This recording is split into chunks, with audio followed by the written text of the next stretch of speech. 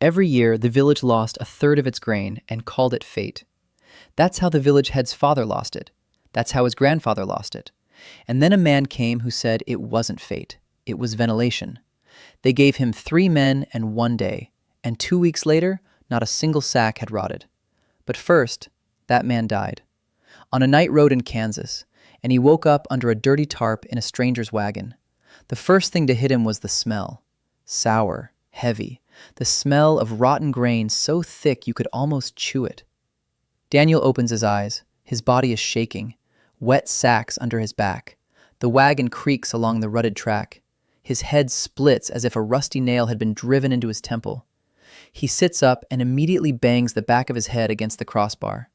A man is sitting next to him, skinny, dirty, with eyes red from crying. He's not crying out of grief, out of anger. He pounds the sacks with his fist again and again, and the sacks are wet. The grain inside is already fermenting. And Daniel understands this immediately, not with his head, with his body. 7 years at distribution centers have drilled the reflex into him. Humidity is above normal, no ventilation. The tarp doesn't breathe. It's like a greenhouse under the fabric. Classic spoilage during transport. Page 5 of the grain storage manual. He could quote it in his sleep, except he isn't asleep, and this isn't his truck. And the sky above the edge of the tarp isn't the right color, too blue, too deep. There's no sky like that in Kansas. You don't see it anywhere in America. Daniel looks around. A wooden cart on 2 wheels. A single skinny ox pulls it. Instead of a road, a rutted track through the mud between trees he doesn't recognize. He looks at his hands. His hands. He touches his face. His nose, broken back in college. He hasn't changed, but the whole world has. The man stops beating the sacks and says something. Daniel doesn't understand a word. And then he understands. Not with his ears. The language settles into his head like a file that unpacked with a delay. The man says that half the grain has rotted, that he's been hauling it for 6 days from a northern village, that the children are waiting for this oats, that with an empty cart, his family won't survive the winter, and that he doesn't know what to do. Daniel looks at the sacks, 22 of them. 9 are already dead. The grain is hot and slimy, but the rest can still be saved, right now, if we stop doing everything wrong. His name is Daniel. The man's name is Tolan, Daniel says. By evening, another third will rot if we don't do anything.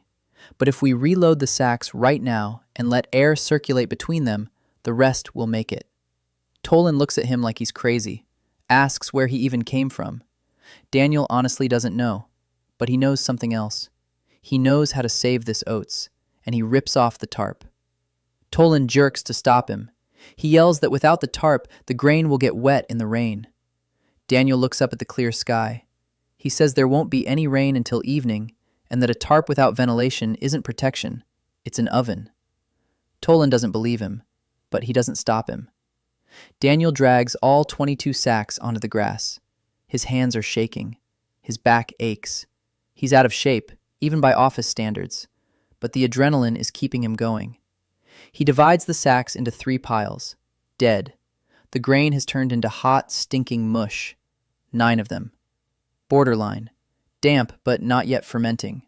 5. Alive. Dry or almost dry. 8.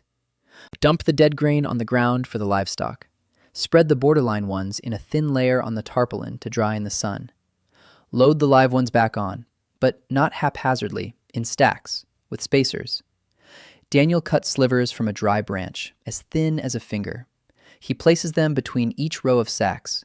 He puts branches between the sacks and the bottom of the cart. Air needs to circulate. That's all it takes. Tolan works in silence. The farmer's hands move quickly and precisely. He knows how to work hard. He just didn't know exactly what to do. 20 minutes and the cart is loaded again. 13 live sacks out of 22. Without those 20 minutes, there would be 8 left by morning, 6 by evening. Tolan understands this, not from math. He's been hauling grain his whole life and lost half every time. Every single time. And here, A stranger, with his bare hands, saved a third of the load in 20 minutes just by rearranging the sacks. Tolan sits down on the ground, looks up from below, asks who you are. Daniel answers, I'm a man who knows how to stack sacks properly. Tolan doesn't laugh. Tolan nods, seriously, as if it were the most important skill in the world. And maybe it is. They travel for 2 more days. The world looks like Europe, but not the real one, like the Europe from books. Forests, fields, thatched roofs, stone towers on the hills. Not a single car, not a single wire, not a single airplane in the impossibly blue sky. Tolan talks non-stop because he's nervous. This is the kingdom of Ireland. On the throne sits the ailing king Haldric IV, who never leaves the palace. Real power lies with the 3 great houses. House Vallon in the south is the army. House Ostrich in the center is the treasury. House Corvain in the north is the grain. 3 years in a row of crop failure in the south. People are dying of hunger. And in the north, grain is rotting in the granaries because it costs more to transport it than to burn it. Caravanners charge so much, it's easier to just throw it away. The roads are in ruins. The bridges have collapsed. The Great Road is so overgrown that not even a lone rider can pass. Daniel listens, and diagrams form in his mind. Professional habit. He can't hear the words grain, road, and warehouse without thinking about routes. Surplus in the north, shortage in the south, destroyed logistics. A monopoly on transportation. 0 storage standards. 0 record keeping. This isn't just a problem. It's a problem. The very one he'd been solving every day for 7 years straight. Only instead of trucks, there were carts. Instead of roads, ruts. Instead of computers, birch bark. But the essence is the same. There is food. People are starving. There is a distance between them. And his whole life had been about closing that distance. On the 3rd day, they enter a village, Greyford. It wasn't the enemy that had passed through here, but time. Sagging roofs, crooked fences. People move slowly, not out of laziness, out of hunger. A girl of about 7 stands by the road. Her eyes are too big for her face, because her face is too thin. This is Tolan's daughter, Lena. Tolan leads Daniel to his house. Small, dark, clean. Here, poverty isn't dirty. It's neat. On the table is heavy gray bread. Daniel chews and tastes bitterness. Tolan says they add crushed bark to the flour to stretch it out, so there's enough for everyone. And Lena eats her portion slowly, not like a child, like an adult who knows the next bite won't come soon. And then something shifts inside Daniel. He stops thinking about where he is, how he got here, about his old life and his death on the night road. He looks at the gray bread, at the girl with the big eyes, at Tolan, who is smiling because he brought home 13 sacks instead of 6. And he thinks one simple thought. There is grain. It's rotting in the north. People are dying in the south. Between them are bad roads and bad decisions. He knows where to start. The next morning, he asks to be taken to the communal granary. It's big, stone at the bottom, wood at the top. No windows, 1 door. Tolan throws it open, and Daniel is hit by that very smell. Sour, heavy, the smell of dying grain. Inside, it's dark and hot. Sacks lie piled up. The ones on the bottom are crushed. The ones on top are wet with condensation. There's a puddle in the corner. The wall is covered in black mold. Daniel touches the sacks, sniffs the grain, crouches down. The floor is dirt, trampled down. No bedding. Moisture seeps up from below, straight into the sacks. He steps out into the light. The village elder is standing nearby, old, gray-haired Irvin. He says they lose 1/3 of the grain every year, that it's always been that way, that his father lost just as much, and his grandfather, that it's fate. Daniel looks at him and says, it's not fate. It's ventilation. Irwin doesn't understand. Daniel asks for a day and 5 men. Irwin gives him 3. To Lena and 2 neighbors. That's enough. For the first 2 hours, they haul all the sacks outside. Daniel sorts them as if in a wagon, dead, borderline, alive. A third is already lost, just as Irwin said, but 2/3 can be saved. For the next 3 hours, they cut 2 narrow openings in the wall, one at the bottom near the floor, one at the top under the roof. Draft. Warm air escapes through the top. Cold air enters through the bottom. The grain breathes. The grain doesn't rot. Then Daniel shows them how to stack the sacks, in piles, with spacers. The bottom row on a wooden platform, not on the ground, never on the ground. They chop down poles and nail together a rickety platform in an hour. He lifts the sacks a hand's breadth above the floor. That much space is enough to keep moisture from reaching the grain. By evening, the granary is restocked. Only the live and borderline ones.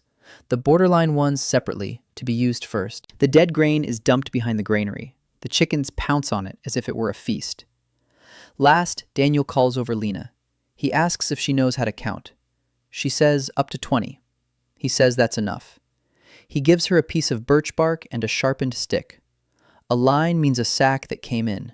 A cross means a sack that went out. Count every evening. How many came in? How many went out? How many are left? Lena looks serious. She nods. Presses the birch bark to her chest as if it were a treasure. She stands by the door. The first accountant in the history of Grayford, 7 years old. Irwin shakes his head. He says he doesn't believe that holes in the wall and sticks on birch bark will save the grain. Daniel says, "We'll see in 2 weeks. If I'm wrong, I'll leave and never bother you again." Irwin shrugs. "We can wait 2 weeks." 2 weeks pass. Not a single sack has rotted. Not one. For the first time in Irwin's memory, for the first time in his father's memory, the grain lies dry and clean. The granary smells of wood, not rot. Every evening, Lena counts the sticks. Her birch bark is covered with neat rows of little lines. Daniel looks at the birch bark and smiles for the first time in 2 weeks. It's not a miracle. It's page 5 of the manual. But for Grayford, it is a miracle. The news spread quickly. In villages, rumors always spread quickly because there's nothing else to do but talk. 3 days after Grayford's barn stopped stinking, a man from a neighboring village came to see Daniel. He stood at the threshold of Tolan's house. He was crumpling his hat in his hands. He said they had a barn too. It was rotting as well. Could the stranger take a look? Daniel looked at Tolan. Tolan shrugged. He said the village was called Havenford, and it was a half-day's walk away. They set off. The barn in Havenford was in worse shape than the one in Grayford. Not stone, but made entirely of wood. The roof was leaking, the floor was dirt and wet. The grain wasn't in sacks, but just a pile. Old mixed with new. Last year's mixed with the year before last. Daniel stood in the doorway and looked at this pile. A phrase from a warehouse logistics textbook ran through his head. The FIFO principle. First in, first out. The first in goes first out. The basic rule of inventory rotation. They hadn't heard of it here. Here, grain was poured in from the top and taken from the top as well. The lower layers lay there for years, turning to stone, then to dust, then to poison. Daniel spent 2 days in Havenford. He did the same thing he did in Grayford: ventilation, flooring, stacking, sorting batches. But he added something new. He taught the locals the principle of rotation. He explained it with his hands. Imagine the bags are a line. Whoever got up first was the first to leave. New grain always goes to the back. The old stuff is always taken first. The man who brought him here listened with his mouth agape. Then he said it was the smartest thing he'd ever heard in his life. Daniel thought it was the most boring thing they teach in freshman year, but he kept quiet. On the way back to Grayford, Daniel thought, not about the grain, about the scale. 2 villages is fine, but in the 10 Valley there are over 20, a barn in each one. In every granary, grain is rotting, and every village takes its grain to market on its own, separately, in small batches, along different roads, to different buyers, without coordination, without a schedule, without understanding who needed how much and when. It was a classic last-mile problem. Many small suppliers, many small consumers, chaos in between. He needed a map. He asked Tolan to show him all the villages in the area. Tolan didn't have a map. No one here had maps. The lords and the military had maps. The peasants knew the way to the neighboring village and to the market town. That was it. Daniel took a piece of birch bark, a large one. He spread it out on the table in Tolan's house and began to draw. From Tolan's memory, from the stories of neighbors whom Tolan called in one by one. Each knew his own section. One knew the way to the mill on the river. Another knew where the ford was. A third knew the shortcut through the forest to Havenford. Daniel pieced these fragments together like a puzzle. By the end of the third day, he had a map. Rough, inaccurate, but the first map of the Ten Valley that its inhabitants had ever seen. It showed 23 villages, 4 roads, 1 river, 2 bridges. One of the bridges was broken, and the market town of Tenford at the intersection of 2 roads. Daniel looked at this map and saw what no one else in the room saw. He saw a graph, nodes and edges. The villages are nodes. The roads are edges. Every edge has a capacity. Every node has a demand and a supply. The problem of optimizing traffic flows. He solved such problems every Monday morning at the planning meeting in Wichita. Only instead of 23 villages, there were 23 distribution centers. And instead of an ox, there was a truck. But the math was the same. He sat down and started calculating. On birch bark, with a stick, without a calculator, without tables, just in his head. How much grain each village produces, how much it consumes, where there is a surplus, where there is a shortage. The data was imprecise. Tolan and his neighbors gave approximate figures, by eye, by feel. But even the approximate data painted a picture that made Daniel's throat tighten. 6 villages in the north of the valley produced twice as much as they could eat. Their grain rotted every year. 11 villages in the south of the valley didn't produce enough. The children there ate tree bark. 15 kilometers separated them. 15 kilometers of ruined road, and not a single organized route. Each village was left to fend for itself. The north was suffocating from excess. The south was dying of hunger, and standing between them was not distance, not war, not magic. It was the absence of a simple idea that you could take something from here and bring it there. Daniel placed a stick on the map. He drew a line from the northern cluster of villages through Tenford to the southern one. 1 route, 1 line, 3 stops. If every northern village sent 1 wagon load of grain south once a week, and the southern villages met them at collection points, losses would drop by a factor of 4. Transportation costs would be split among 6. Delivery time is cut from a week to 2 days, and 1 person is needed at each point to count the sacks. Just count. In, out, remaining. Tolan looked at the map and said nothing. Then he said it was madness, that the villages wouldn't help each other, that it's every man for himself, that it's always been that way. Daniel asked how many children had died in the southern villages last winter. Tolan didn't answer. He looked away. Daniel said he needed 1 chance, 1 trip, 1 route. If it didn't work out, he wouldn't push it anymore. Tolan was silent for a long time. Then he nodded. He said he'd talk to the village elders. A week passed. Tolan returned. 3 men came with him. The elders of the villages of Havenford, Linden, and Brook. All 3 were from the north. All 3 had a surplus of grain rotting in their barns. They looked at Daniel with suspicion. A stranger. A mysterious man with no family or clan. He says strange things. But Tolan vouches for him. And Grayford's barn doesn't stink for the first time in 10 years. That's an argument. Daniel spread a map out before them. He showed them the route. He explained the idea. He spoke simply, without technical terms, without words that didn't exist here. He said this: "You have plenty of grain. The southern villages have little. If you give 5 bushels each, the southern villages will survive for a month. In return, the southern villages will give you what you don't have: wool, hides, clay for pots. He wasn't making this up on the spot. He had asked Tolan beforehand what the South produced, and he had set up the simplest barter chain: grain to the south, wool to the north. Everyone gets what they lack. The village elders listened. They exchanged glances. One said that 5 sacks was too much. Daniel said that 5 sacks was exactly the amount that would rot in his barn by spring if he did nothing. The question was simple: let it rot or let it feed someone's children? The village elder fell silent. The second asked who would make the trip.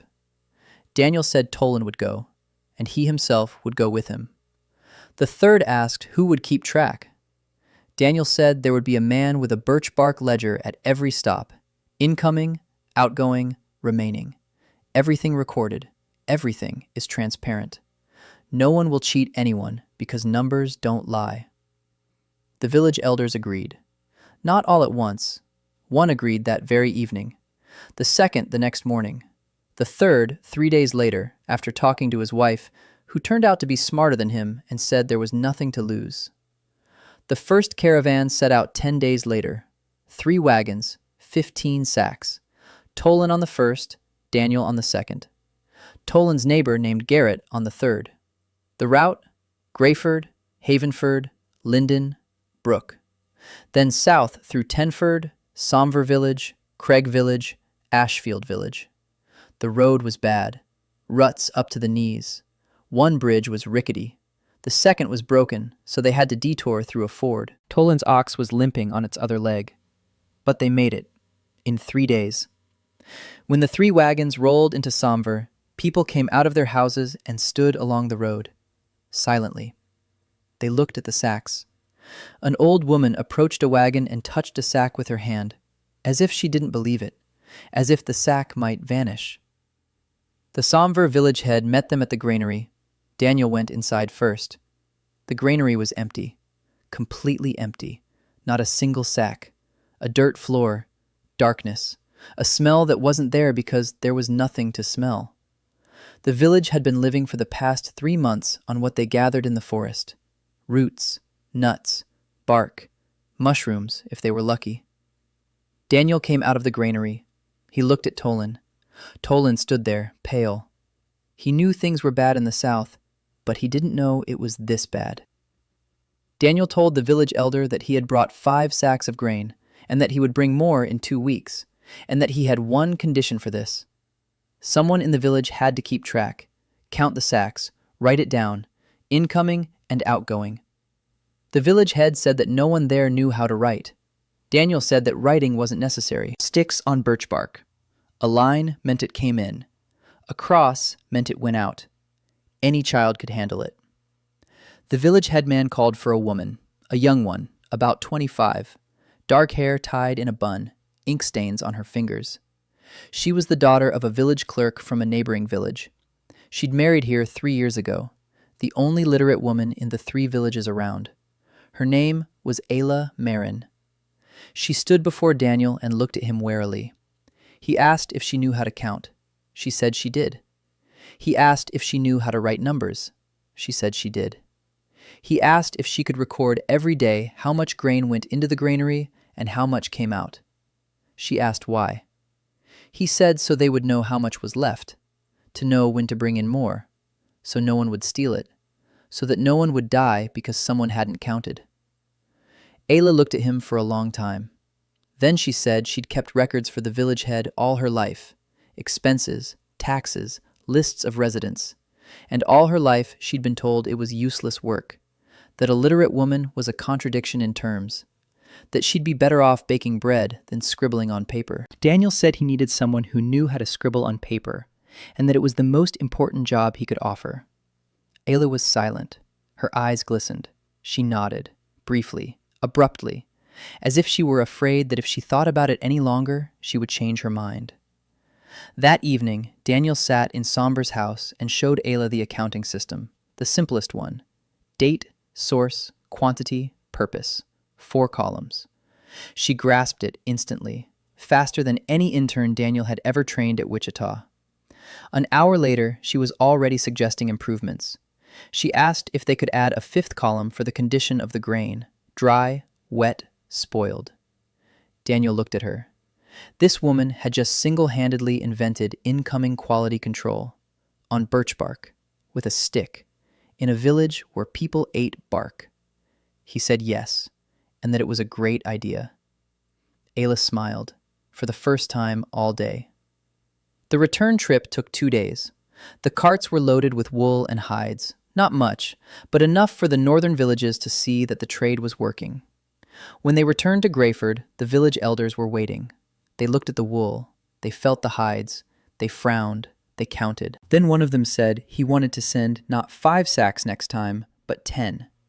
Daniel said 10 was fine, but for 10, they'd need another wagon, and to fix the bridge at Linden's. The village elder said fixing the bridge was expensive.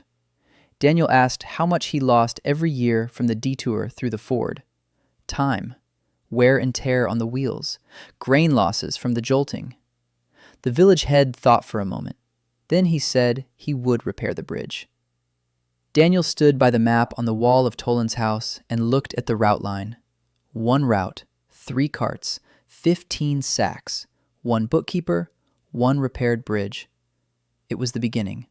Tiny, fragile, but it worked. The system worked.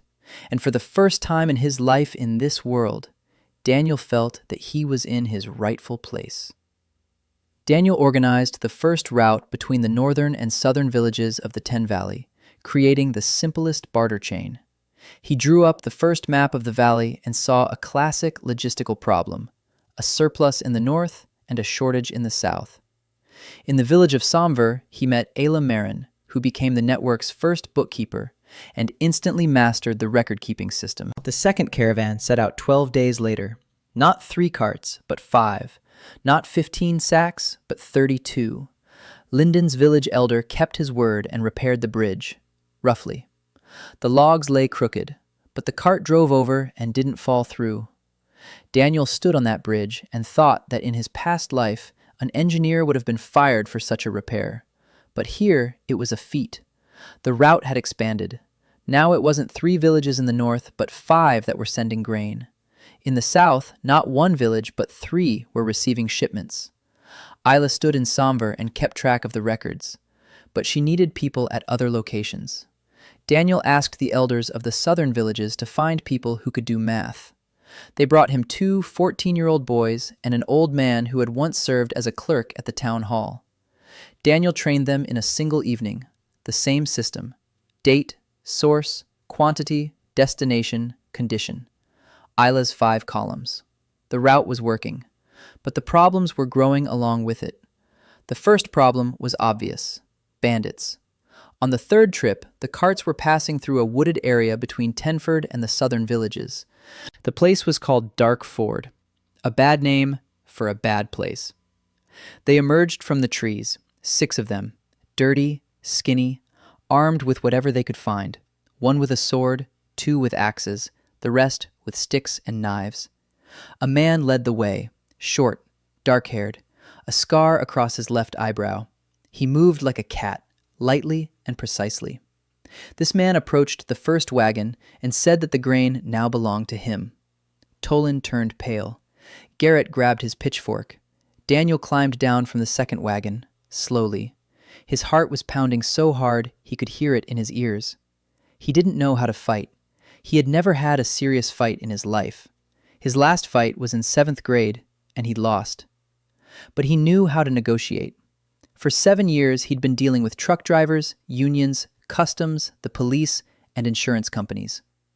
The man with the scar kept his hand on the hilt of the sword and stared at Daniel without blinking.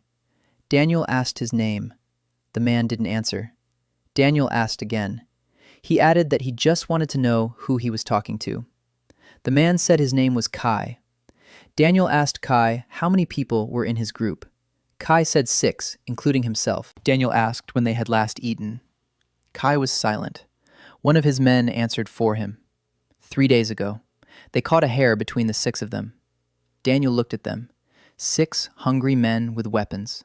They stood before him, and he saw what he saw every day on the map: people caught between abundance and scarcity, people cast out by the system. He told Kai he could offer him a job. Kai laughed, briefly, maliciously. He said he didn't work for merchants. Daniel said he wasn't a merchant. He said he transported grain from villages where it was rotting to villages where children ate tree bark, and that he needed a man to guard these caravans, not to rob them, but to guard them, and that for this job, Kai and his men would eat every day, 3 times a day. Kai stopped laughing. He looked at Daniel. He looked for a long time. Then he asked how he knew Kai wouldn't take the grain and run off. Daniel said he didn't know, that it was a matter of trust, and that Kai had a choice: to take 5 sacks now and live on them for a week, or get food every day for work that didn't involve killing. Kai was silent. His men looked at him. They waited. One shifted from foot to foot. Another licked his cracked lips. Hunger was taking its toll. Kai took his hand off his sword. He asked exactly what he needed to do. Daniel explained. Escort the wagons, guard the staging areas, keep watch on the road. If other gangs show up, negotiate or scare them off. Don't kill unless absolutely necessary. Kai asked why not kill. Daniel said because every bandit killed is a man who could have been hired. Kai looked at him as if Daniel had said something impossible. Then he nodded, briefly. And so Kai Bren became a caravan guard. And that's how Daniel learned Kai's story. Not all at once, bit by bit, over the course of a week. Kai wasn't a bandit by birth. Kai was from a village in the south that had been wiped out 10 years ago by a House Valen detachment for non-payment of taxes. Kai survived because he was in the woods. He returned to the ruins, found his mother's body, his sister's body. After that, he went into the woods and never came out. 10 years. A scar on his eyebrow from a soldier's sword. Not from a fight. From the day a soldier tried to hack down a 14-year-old boy and missed by half an inch. Daniel listened to this story and thought about how many such stories there are in this world. How many people became bandits not because they wanted to, but because the system left them no other. And how many of them could be saved if given work and food. Kai worked well, silently, exactly. No unnecessary movements. On the 4th trip, another gang ambushed the caravan, 3 of them. Kai dealt with them in a minute. He didn't kill anyone. He broke one guy's arm. He pinned 2 of them to the ground. Then he let them go. They ran off. Kai returned to the wagon. He sat down. He looked at Daniel. He said that if they'd let him, he'd hire those 3. They had hungry eyes. Daniel said it was okay. A week later, there were 9 men guarding the caravan. 6 of Kai's old men and 3 new ones. Everyone received food for their work. Everyone knew the rules. Don't kill, don't steal, count the sacks. The route expanded. Villages were added one after another. By the end of the 2nd month, the network included 11 of the 23 villages in the valley. 6 sent grain. 5 received it. Wagons traveled between them. At every stop, a counter. The bridge at Linden was working. The road through Darkford had become safe because Kai patrolled it every 3rd day. Daniel worked 18 hours a day. He got up before dawn, sat down at the map, counted, he adjusted the routes, he recorded the data that Ayla sent from Somver via couriers. Numbers constantly swirled in his head. Sacks, carts, days of travel, losses, supplies. He lived in Tolan's house, slept on a bench against the wall, ate the same as everyone else. Gray bread, watery porridge, sometimes meat if Tolan had a successful hunt. His body got used to it. His belly went away. His hands had grown rough. His skin was weathered. He no longer looked like an office worker, but he still thought like an office worker. Every week he held what he mentally called a planning meeting. He gathered Tolan and Isla and Kay and the elders and analyzed what was working and what wasn't. Isla would come with birch bark covered in numbers. She would report, this much came in, this much went out. Losses were this much, shortages here and there. Once she brought data for 3 weeks and showed Daniel a pattern. Losses during transport from Linden were twice as high as from other villages. Daniel went to Linden and found the reason. The Linden village elder's cart had a hole in the bottom. We the carts drove through puddles. The grain got wet from below. They repaired the cart in a day. Losses dropped. Ayla recorded this in a separate column. Cause of loss, solution, result. She created the world's first troubleshooting report, all on her own, without any prompting from Daniel. He looked at the report and thought that at his previous company, they would have given her a bonus for such initiative. Here, all he could do was nod and tell her she was doing a great job. Ayla blushed and buried her face in her notes. At the same planning meeting, Kai said they needed more people, not for security, for transportation. There weren't enough carts. Daniel knew that. He'd been thinking about a staging depot for 2 weeks now, a point where wagons from the north unload and wagons from the south pick up. Not every wagon goes from start to finish on the route. Short trips. Every driver knows his section. Less time on the road, less wear and tear, fewer losses. A hub. In his world, it was called a hub, a transfer point. He looked at the map. Tenford, a market town at a crossroads, the perfect place. He headed for Tenford. The town was small, 100 houses, a market square, a town hall, a tavern, workshops, and an empty warehouse on the outskirts. The former warehouse of the Caravanners Guild.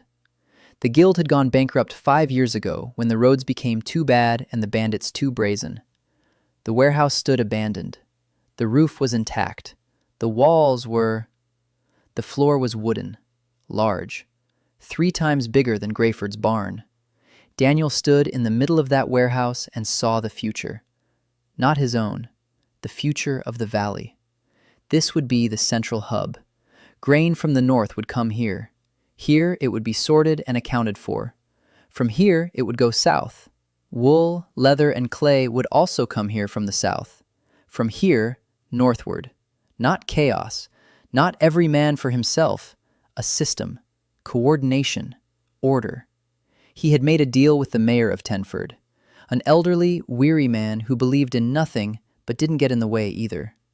Daniel asked him for a warehouse in exchange for a promise that goods would pass through Tenford and the town would come to life. The mayor waved his hand and said that nobody needed the warehouse anyway. Daniel brought 10 people there, Tolan, Kai, 3 from Kai's former gang, 5 from the villages who wanted to help.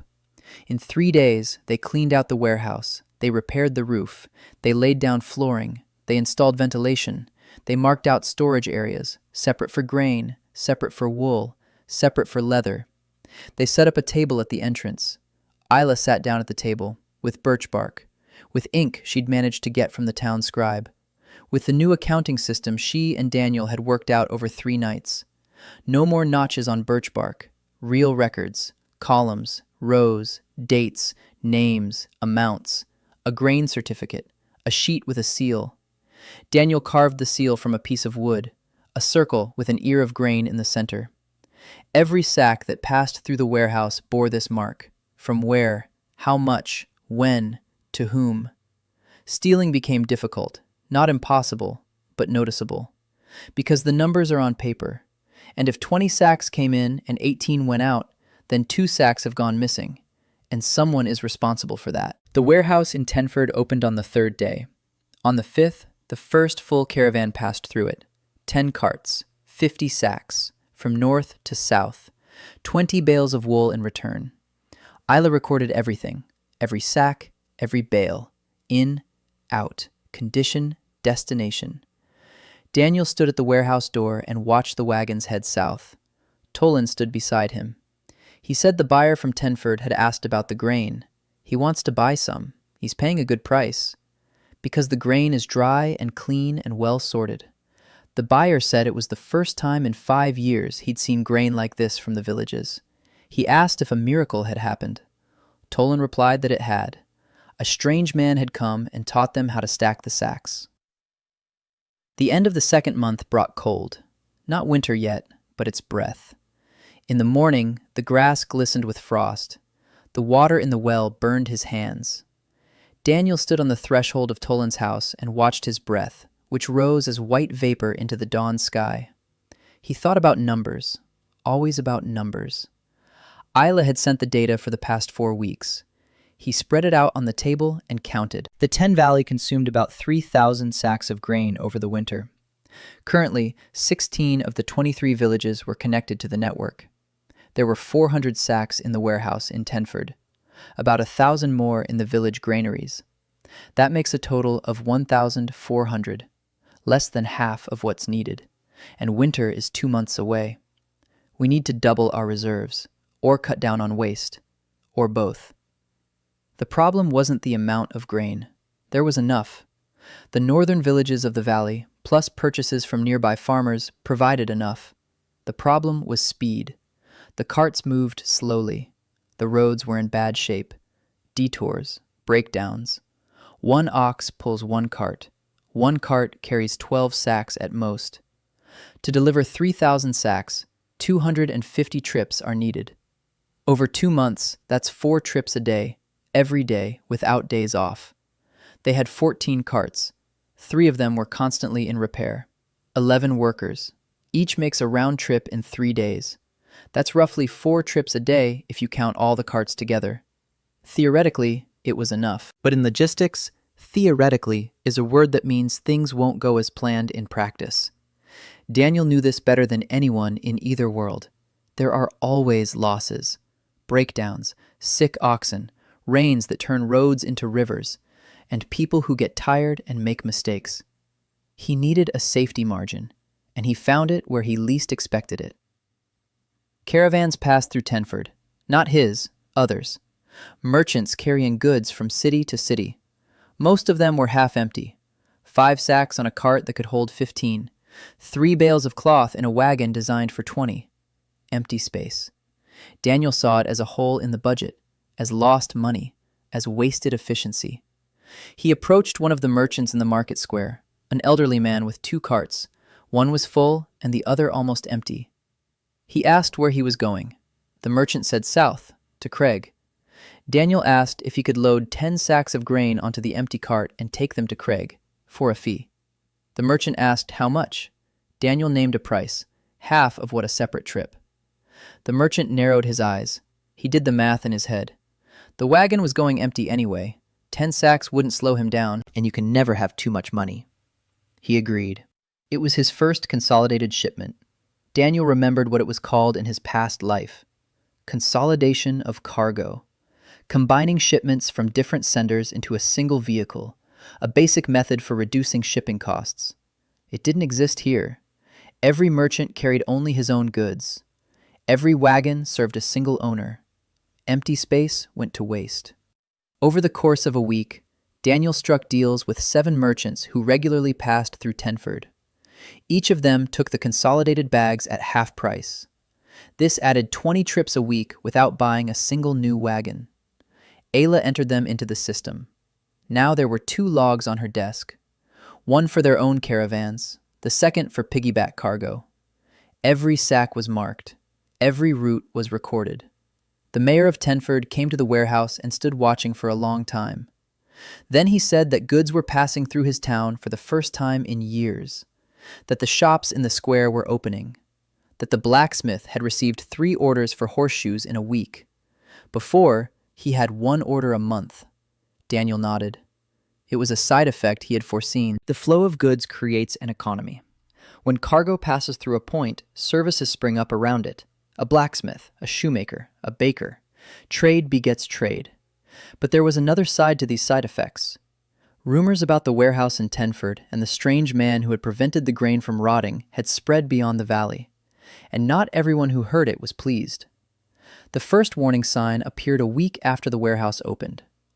Ayla said a man had come by, well-dressed, with 2 servants. He asked who was in charge here, how much grain passes through the warehouse, who the suppliers are, who the buyers are. Ayla didn't answer. She said he'd have to ask the steward. The man asked who the steward was. Ayla said that's what they called Daniel. The man left. Daniel asked Tolan and the mayor of Tenford if they knew who it might have been. The mayor turned pale. He said that based on the description, it sounded like someone from House Corvain, a northern house, grain merchants, monopolists, the very ones who kept grain prices so high that the southern villages couldn't afford it. The very ones because of whom farmers in the north burned their grain instead of selling it. Because the Transporters Guild, controlled by House Corvain, charged more for shipping than the grain itself was worth. And now some outsider in a small valley had created an alternative, his own routes, his own warehouse, his own prices, without the guild, without a permit, without Corvain. Daniel sat at the table and thought. In his past life, when a small company began to eat into a major player's market share, the major player did one of three things: bought it out, copied it, or destroyed it. The House of Corvain wouldn't buy a peasant warehouse in a forgotten valley. It wouldn't copy something it didn't understand. So that left the third option. Daniel called for Kai, told him there might be trouble soon. Not bandits, worse. People in fine clothes, with authority from people in even finer clothes. Kai nodded. He said he knew people like that his village had burned down because of people like that. He asked what to do. Daniel said nothing for now. Watch. Remember who comes, who asks, what they ask about. Don't fight, don't threaten, just know. Kai nodded again. He stationed his men at the entrances to Tenford, not as guards, as observers. Boys from the villages who sat by the roads all day and memorized who came in and who went out. The simplest form of intelligence. Daniel thought he needed allies. Not among the peasants. He already had peasants. He needed someone who understood how power worked in this world. Someone who knew the rules of the game he'd gotten himself into. He asked Isla what she knew about the great houses. Isla knew a little. She was a country girl. To her, the great houses were like the weather, something distant and uncontrollable that sometimes comes crashing down on you and there's nothing you can do about it. Daniel asked the mayor of Tenford. The mayor knew more. He explained that House Corvain, led by Lord Darren Corvain, controls almost all the grain trade in the northern provinces, that the Caravanners Guild was their people, that prices were set not by the market, but by Darren, and that if Daniel kept doing what he was doing, sooner or later, Darren would notice. Daniel said that Darren had already noticed. The mayor turned even paler. He said that if Lord Corvain decided to close the warehouse, he would close it. He had people, money, connections at court. Daniel asked what the mayor proposed. The mayor proposed closing it themselves, quietly, before it's too late. Daniel looked at him. Then he looked out the window. Outside the window was the warehouse yard. Carts were being unloaded. People were working. The young bookkeeper stood at the entrance, diligently recording the sacks. Isla sat at a table checking the numbers. Kai stood at the gate with his arms crossed over his chest. That was his system. Small, fragile, imperfect. But it worked. Through it passed the grain that fed people who, without it, would be eating bark. Daniel turned to the mayor and said he wouldn't be closing down. The mayor shook his head and left. Daniel was left alone. He sat down at the table. He looked at the map. He thought. In his past life, when a major competitor was putting pressure on the company, there were two options: give in or grow faster than they could crush you. He chose the second. He needed to go beyond the Ten Valley. He needed the neighboring provinces. He needed new routes, new warehouses, more people, more trust, more grain. Because a small warehouse in a small valley can be shut down with a single order, with a single squad of soldiers. But a network of 10 warehouses across 5 provinces is harder to shut down. And no one will shut down a network of 50 warehouses across 20 provinces. Because by that point, too many people will be on it, and each of them will defend it as if it were their own. That was the logic of a distributed network, a network with no single point of failure. If one node is taken out, the rest keep working. If 10 are taken out, the remaining ones reorganize. To destroy such a network, you have to take out every node at the same time, and that's impossible if there are enough nodes. Daniel stood up. He went out into the courtyard. He called over Isla and Kai. He said he needed to go to the neighboring province, to check out the roads, to talk to people, to find out what they needed and what they could offer. Isla asked who would keep track of the warehouse while he was gone. Daniel said she would. Isla looked at him. She said she could handle it. And Daniel realized from her tone that she wasn't asking out of uncertainty. She was asking because she wanted to hear that he trusted her. Kai asked how many people to take. Daniel said 2, Kaya and Tolan. Enough so they wouldn't look defenseless, not enough to look like a threat. They set out the next morning. Daniel rode a horse borrowed from the mayor. Kai rode his own. Tolan rode in a cart because Tolan didn't know how to ride and honestly admitted it. They were heading west, to the province of Ilmar. Daniel had heard about it from merchants at the Tenford market. Ilmar lay between the Ten Valley and the southern coast. Once a rich land, now starving. Worse than the Ten Valley, much worse. On the road they met people, heading north, families with children, old men leaning on sticks, women carrying bundles, refugees. Tolan said they were ragged bands, peasants who had abandoned their villages and were heading north in the hope of finding food. Some had sold themselves into bondage for a sack of flour. Some were simply walking, without a destination, without hope, simply because sitting and waiting for death was worse than walking and waiting for death. Daniel looked at these people and gripped the reins until his fingers ached. Every family on this road is a failure of the system, not a natural disaster, not a war, a failure of logistics. There is grain. It's rotting 2 days' journey from here. These people are walking right past it and don't know it. They arrived in the town of Ilmarford on the 3rd day. The town was larger than Tenford.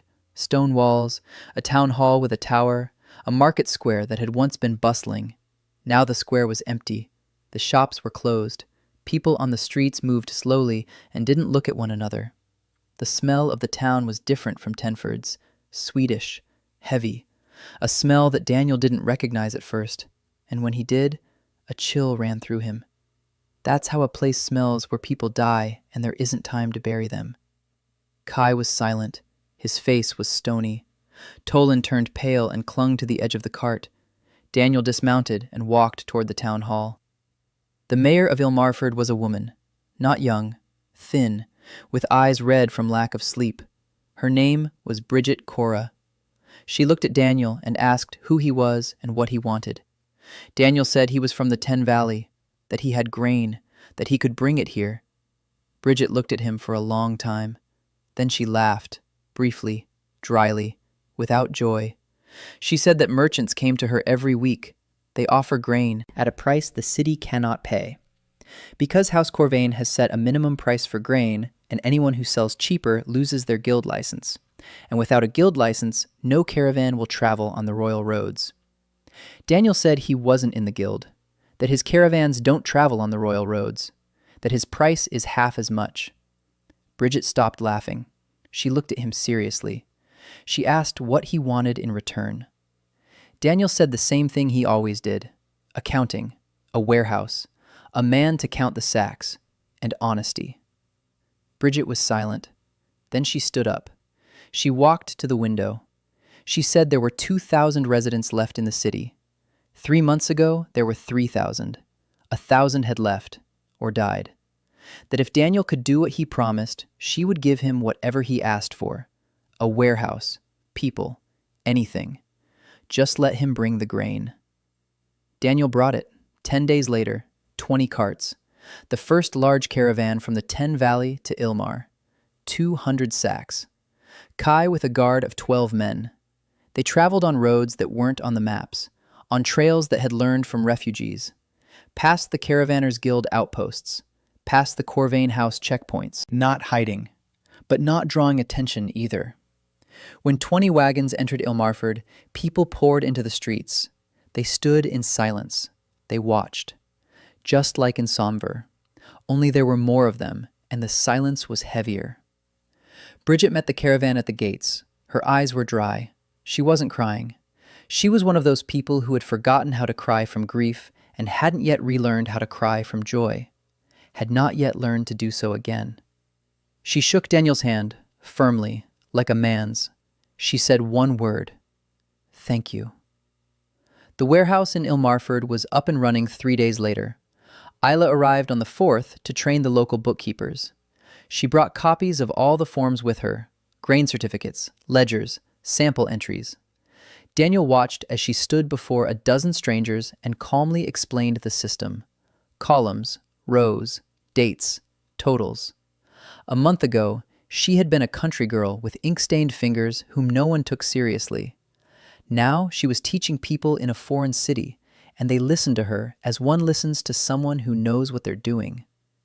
That evening, Daniel stood on the wall of Ilmarford and looked west.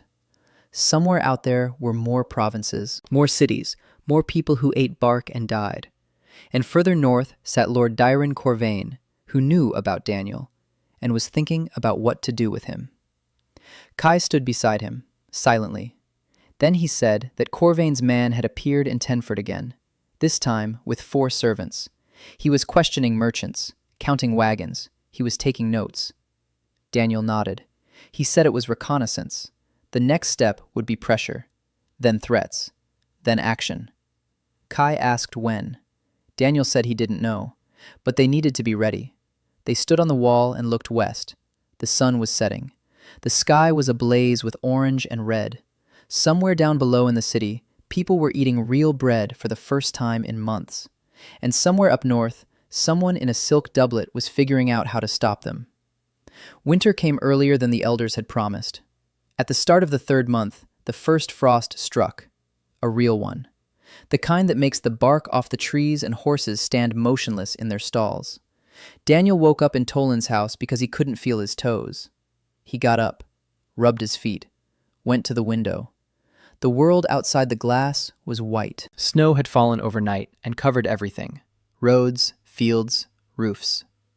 Daniel looked at the snow and thought of only one thing. Roads. Carts won't make it through the snow. The wheels will get stuck. The oxen will slip.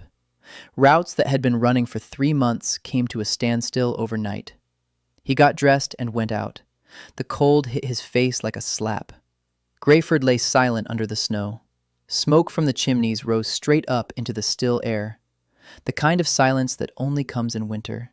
Beautiful and terrifying, because in this silence, the villages to the south were beginning to starve again. Daniel walked to the warehouse. Lena was standing by the door, in a warm shawl, with birch bark in her hands. She came every morning, in any weather. She was 7 years old, and she was the most disciplined employee Daniel had ever met in either world. He nodded to her. She nodded back, serious as a little general. Inside the warehouse, it was cold but dry. The ventilation was working. The grain was fine. 412 sacks. Daniel knew the exact number because Lena counted them every day and was never wrong. He went back outside and walked over to Toland, sat down at the table, spread out the map. Toland sat across from him, silent, waiting. Daniel said they needed sleds.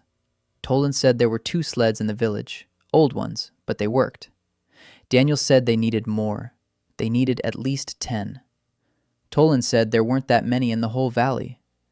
Daniel asked if there was a carpenter in the valley.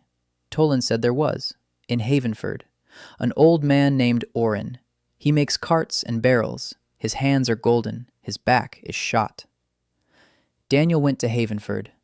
In a sleigh he borrowed from Toland. The ox pulled with difficulty, but pulled nonetheless. The runners slid over the packed snow, slower than wheels on a dry road, but faster than wheels on snow. Oren lived on the edge of the village. His workshop was attached to his house. Inside, it smelled of wood and resin, a smell Daniel liked. Oren turned out not to be an old man, but a man in his 50s, with huge hands and a back that really was in bad shape. He leaned to one side and walked with a cane. Daniel asked if Oren make a sled. Oren said he could. Daniel asked how long it would take. Oren said 1 in 5 days. Daniel asked what was needed to make it faster. Oren said helpers and wood. There are plenty of trees around. There are no helpers. Everyone is working on the routes or in the fields. Daniel returned to Greyford. He called a meeting. Toland, Kai, Lena stood in the corner and listened. Daniel said that winter had stopped the wagons, but wouldn't stop the network. We need sleds. We need a carpenter. We need people to help him. Kai said he could spare 2 of his men. They aren't carpenters, but they know how to handle an axe. Toland said he would go himself. Daniel said no. Toland was needed on the route. Someone was needed to go to Oren and work with him until there were 10 sleds. Tolan asked who. Daniel looked at the map and made a decision that he later considered one of the best of his life. He sent Lena. Not to work, to keep track. Oren would build the sleds. 2 of Kay's men would help, and Lena would keep track. How much wood was used? How many sleds were finished? How many days per sleigh? She would be a little bookkeeper at a little workshop. Tolan objected. He said his daughter was 7 years old and she wouldn't go alone to a strange village. Daniel said she wouldn't be alone, with 2 of Kay's people, and that Havenford wasn't a strange village, but a neighboring one, half a day's journey. Tolan argued. Lena didn't argue. She stood in the corner and looked at her father, calmly. Then she said she wanted to go, that she could handle it, that she was the best in the village and Daniel knew it. Tolan looked at her, looked at Daniel, clenched his fists, unclenched them. He nodded. Lena left the next morning, with 2 of Kay's fighters, with birch bark and a stick, with instructions from Daniel. Count everything, write everything down, send a report every 3 days. While Oren was building the sled, Daniel was solving another problem. The warehouse in Ilmarford. The 200 sacks he'd brought there would last a month, maybe a month and a half if they rationed. But winter would last 4 months. They needed at least another 400 sacks. And the road to Ilmar through the snow would take 5 days instead of 3. He sat at the table and calculated, over and over. Routes, supplies, time, losses. The numbers didn't add up. There weren't enough sleds. There weren't enough people. There wasn't enough time. He'd get up from the table, walk around the room, sit down again. Do the math. Get up. Kai came in that evening. He looked at Daniel. He said Daniel hadn't eaten since morning. Daniel hadn't noticed. Kai set a bowl of porridge in front of him. He sat down across from him. He was silent while Daniel ate. Then he said a messenger had arrived from Ilmerford. Bridget Cora had sent a letter. Daniel took the letter. He read it slowly. He was getting better at the language of this world, but the written form was more difficult than the spoken. Bridget wrote that things had gotten worse in Ilmerford, that the grain he had brought was running out faster than expected, because refugees were arriving in the city from the surrounding villages, emaciated groups, people who had heard there was food in Ilmerford and had come. They couldn't be turned away, but there's nothing to feed them. Daniel set the letter down on the table. He looked up at the ceiling. A classic scaling problem. When a system works, those who were previously outside its boundaries come to it. The load is growing. Resources are running out. The system can't handle it. In his past life, this would have been called a throughput problem. Here, it was called something simpler. People are dying. He didn't sleep that night. He sat at the table and drew. Not a map, a diagram. A new route diagram accounting for winter. With sleds instead of carts. With stopovers to warm people and animals. With supplies calculated for each week. In the morning, he went out to Tolan. His eyes were red from lack of sleep. He said he'd found a solution. Not perfect, but it works. A route across the river. The Ten River, which flowed through the valley, froze over in winter. The ice was thick enough for sleds.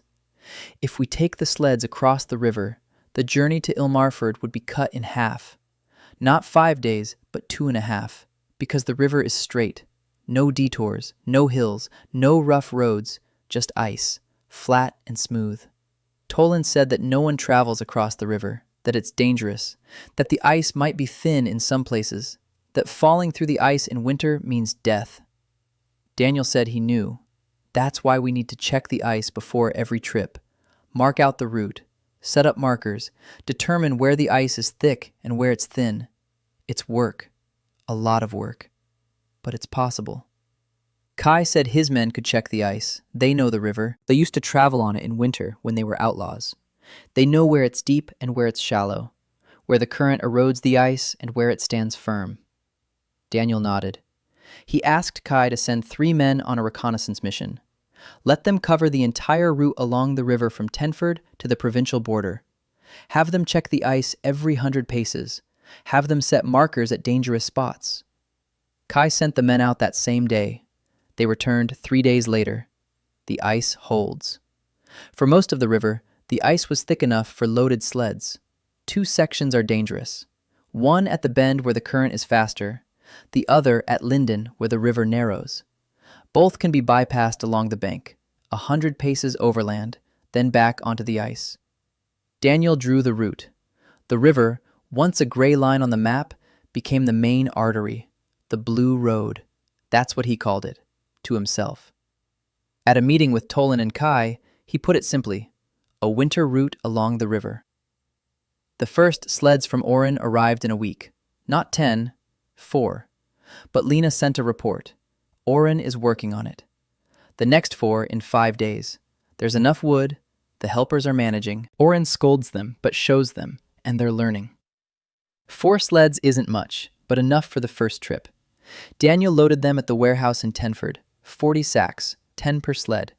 Kai with 4 men as guards. Tolan on the first sled. Daniel is on the second. They set out onto the ice early in the morning, before dawn.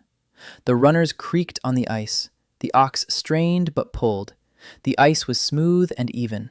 The sleds glided more easily than on the road. The silence was so thick that Daniel could hear the ox breathing ahead of him. The sky was lightening from the east, pink, then golden, then white. The riverbanks drifted by, trees in the snow, villages on the shore, smoke from chimneys. People came out onto the shore and watched. A sled on the river. No one had ever seen anything like it before. A young boy ran along the shore next to the caravan and shouted something. Daniel couldn't make it out. Tolan could. He said the boy was shouting that they were crazy. Daniel smiled. Maybe. At the bend, they left the river and went ashore. 100 paces through the snow. The oxen pulled with difficulty, but they pulled. Kaya's markers stood straight, red rags on sticks, visible from afar. Back onto the ice. Further on. By evening on the first day, they had covered more than half the distance. In his past life, this distance would have taken half an hour by car. Here, it was a day on a sled. But 1 day instead of 5. They stopped for the night in a village on the shore, a coastal village named Rost. Small, a fishing village. The people received them warily. Kai negotiated. He paid for lodging with a sack of grain. The villagers looked at the sack as if it were gold. Daniel asked Rost's village elder how they were getting through the winter. The elder said it was bad. They catch fish from under the ice, but not much.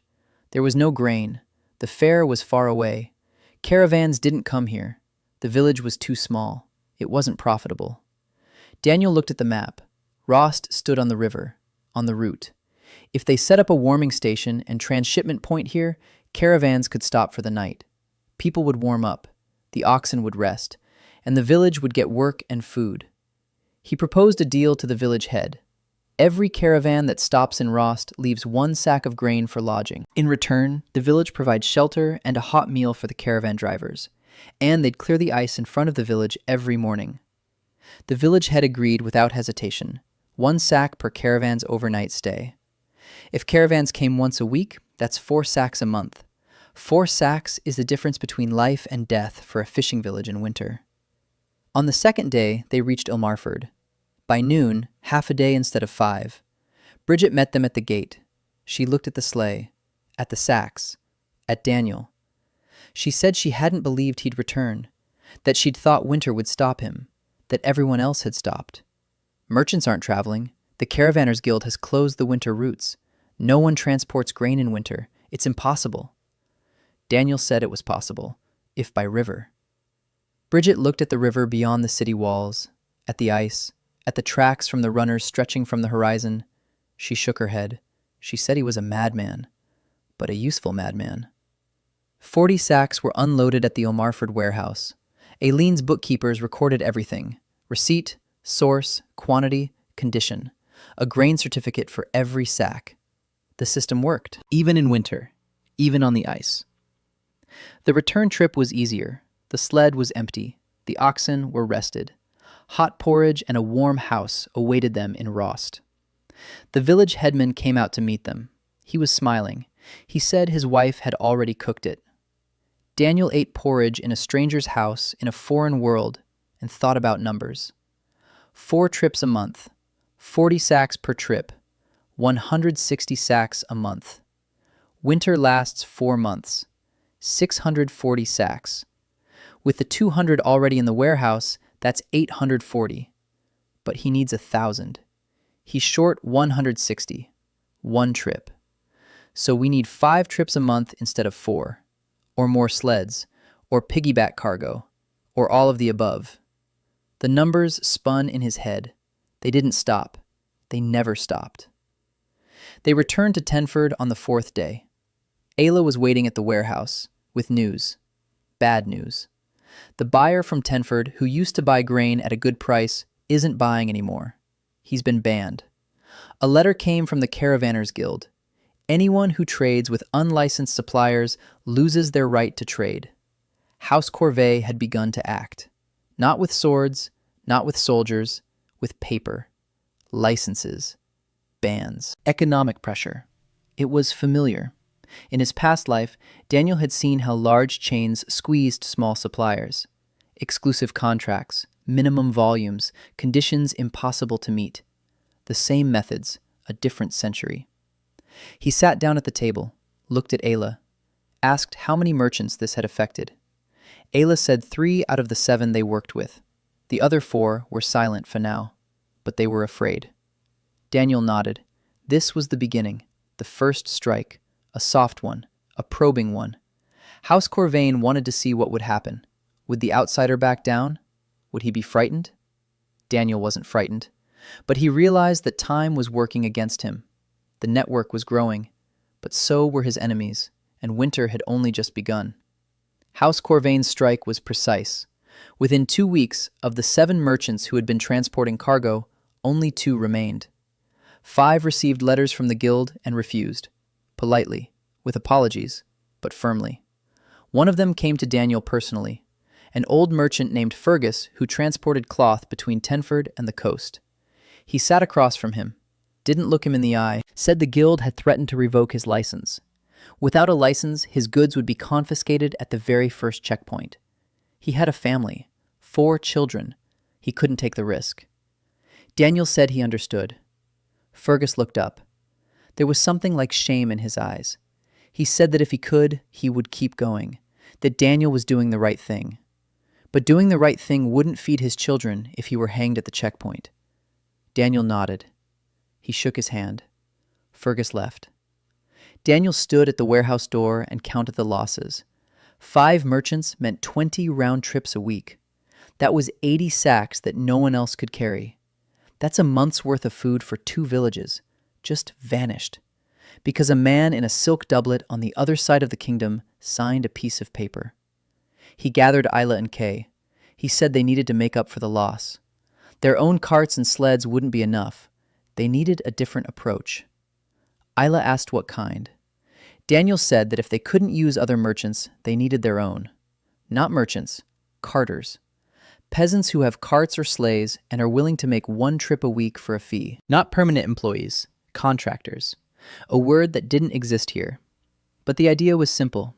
Every peasant has an ox and a cart. For most of the winter, they sit idle. If a peasant loads 10 sacks onto his sleigh and takes them to the nearest collection point, he'll get 1 sack for the work. A tenth. Simple and clear. Kai said the peasants would be afraid. The guild, Corvain, restrictions. Daniel said the peasants aren't in the guild. They don't have licenses. They have nothing to lose. The guild controls the merchants, but it doesn't control a man who hauls sacks from one village to another. This isn't trade, it's neighborly help. For a sack of oats. Kai smiled. For the first time in a long while. He said that Daniel thinks like a bandit, only without a knife. In a week, Daniel visited 12 villages. In each one, he spoke with people. He explained. He didn't try to persuade them. He explained. 1 trip a week, 10 sacks. 1 sack for the work, from point A to point B. The route is marked out. The road is guarded by Kai. The numbers are recorded by the accountant. Everything is transparent. 9 out of 12 villages agreed. 32 peasants, 32 oxen, 32 sleds. Not every day, not every week, but enough to fill the gap left by the merchants. Daniel called it a people's transport. To himself. To Isla and Kai, he put it more simply. Everyone helps a little. Everyone eats. Isla reorganized the records in 2 days. A new logbook, peasant contracts, name, village, date of trip, route, number of sacks, payment. She worked at night by candlelight. Daniel would walk into the warehouse and see her bent over the table, the shadow of the candle on the wall, ink-stained fingers, dark circles under her eyes. He told her she needed to sleep. She said she'd finish first. He said the system wouldn't collapse in a single night. She looked up at him, said it wouldn't collapse because she wouldn't let it, and went back to her records. Daniel stood there and didn't know what to say. Then he left. The public transport system started working 10 days later, roughly, with mistakes. One peasant delivered sacks to the wrong village. Another lost 2 sacks along the way. A third decided that 1 sack for the job wasn't enough and took 3. Kai dealt with the third one, without bloodshed, through conversation. He explained that the rules were the same for everyone, and that if one person took more, the others would get less. The peasant returned 2 sacks. Daniel set up a verification system. The clerk at the departure point records how many sacks were loaded. The clerk at the arrival point records how many arrived. If the numbers don't match, it means something happened along the way. Loss, theft, damage. Every case was investigated, not with punishment, but with inquiry. Where was it lost? Why? How to avoid it next time? This was an approach Daniel had brought over from his previous job. Don't look for the guilty party, look for the cause. Within a month, errors had been cut by 2/3.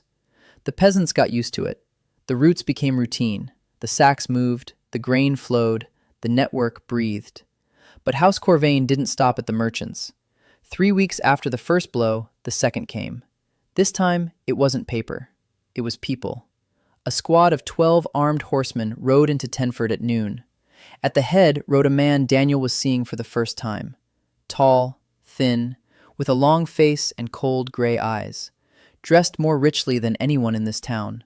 A fur-trimmed cloak, embroidered gloves, boots that cost more than Toland's house. He dismounted by the warehouse. He looked at the sign, at the ear of grain Daniel had carved from wood, at the carts in the yard, at the people unloading sacks. Then he looked at Daniel standing in the doorway, said his name was Lord Aiden, manager of trade affairs for House Corvain in the western provinces, that he had come to talk. Daniel invited him inside. Isla was sitting at the table. She didn't stand up. She looked at Lord Aiden calmly. Kai stood by the wall, his hand on the hilt of his sword. Not threatening, just showing that he was there. Lord Aiden sat down. He looked around. He looked at the racks of sacks, at the journals on Isla's table, at the map on the wall.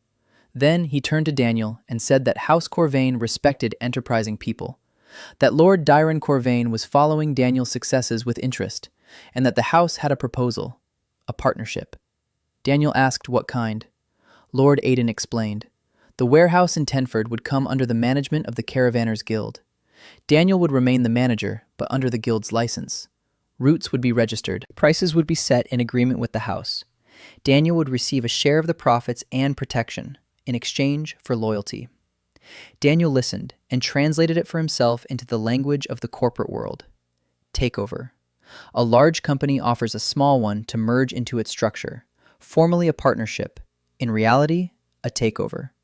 Daniel loses control. The house gains a network. Prices return to what they were. People are starving again. But now, in a nicely packaged way. He looked at Lord Aiden.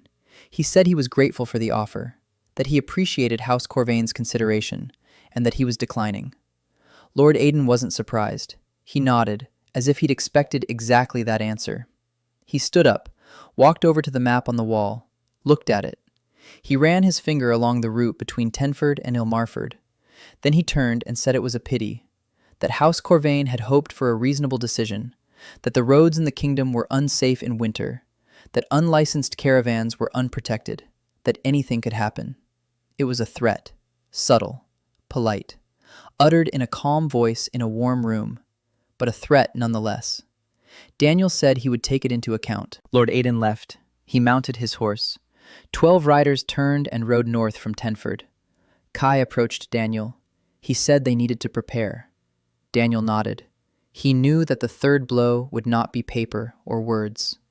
5 days later, a sleigh went missing on the route between Tenford and Rost. 2 sleighs, 4 sacks, 1 driver. Kai found the sleighs a day later, empty, on the riverbank. The sacks were gone. The driver was found in Rost, alive, beaten, terrified. He said he'd been attacked by 4 men on horseback. They took the sacks. They said that if he returned to the river, next time they wouldn't take the sacks but his head. Kai questioned him, gently, then harshly. The driver described the attackers. Good horses, good weapons, identical cloaks, not bandits, soldiers, or mercenaries. Daniel understood. House Corvain had moved from words to action, not open war, precision strikes, intimidation, making the routes dangerous, making the work terrifying, so that the peasant carters would refuse, so that the merchants wouldn't return, to let the network suffocate on its own. Daniel gathered everyone, Tolan, Isla, Kai, Bridget via messenger, the village elders from the nearest villages. He explained the situation, without sugarcoating it, without softening it. He said that House Corvain would strike at the routes, that there would be more attacks, that he needed them to know this and decide for themselves, to continue or not. He wouldn't try to persuade them. It was their grain and their lives. The silence lasted a long time. Then the village elder of Samvera stood up, an old man, gray-haired, the very one whose village's granary had been empty when Daniel brought the first sacks. He said that 3 months ago his village had been eating bark, that now they had bread, white bread, for the first time in 5 years, that his grandson had stopped crying at night from hunger, and that if anyone wanted to take that away, they would have to go through Samver. Tolan stood up next, then the village elder of Havenford, then Lindens, then Brooks, one after another. Daniel stood and listened, and he realized that this was the moment when the system ceased to be his system. It had become their system. They weren't defending him, not his ideas. They were defending their bread, their children, their lives, which for the first time in years had come to resemble life rather than mere survival. Kai organized route security in 2 days. Not an army, patrols, 5s. Each 5 patrolled its own section, on horseback, armed with whatever they had, swords, axes, bows, former bandits, former peasants. Now they were guarding the caravans. Daniel looked at them and thought that in his past life, cargo security had been provided by an insurance company and the police. Here, it was provided by people who had something to lose. It was the best security in the world. The second attack happened a week later. 8 men on horseback. This time, not a lone cart driver, but a caravan of 6 sleighs. Kai was nearby, with his men. The fight lasted minutes. The mercenaries hadn't expected resistance. Kai wounded 2 of them. The rest retreated. Not a single sack was lost. There was no third attack, for now. Daniel knew this wasn't the end, that House Corvée wouldn't back down because of a single skirmish. But for now, he had time, and he was going to make the most of every day. Midwinter, the darkest and coldest month. Daniel couldn't remember the last time he'd slept more than 4 hours. His body ran on autopilot. Get up, get dressed, porridge, the warehouse, numbers, routes, people, problems, numbers again, a candle, darkness. Sleep that didn't come right away and left too quickly. The network was working, but it was working at its limit, like an engine at full throttle. A little more and something would snap. He could feel it, not through numbers, through his body, with a fatigue that didn't go away even after sleep, with back pain that had become constant, with a cough that had appeared a week ago and wouldn't go away. One morning he stood up from the table and the world swam. The walls tilted. The floor gave way beneath his feet. He grabbed the edge of the table and steadied himself. But Tolan saw. He came over, touched his forehead, said Daniel was burning up. A fever. Daniel said he didn't have time to be sick. Tolan said that a fever doesn't ask for permission. Daniel worked for 2 more days.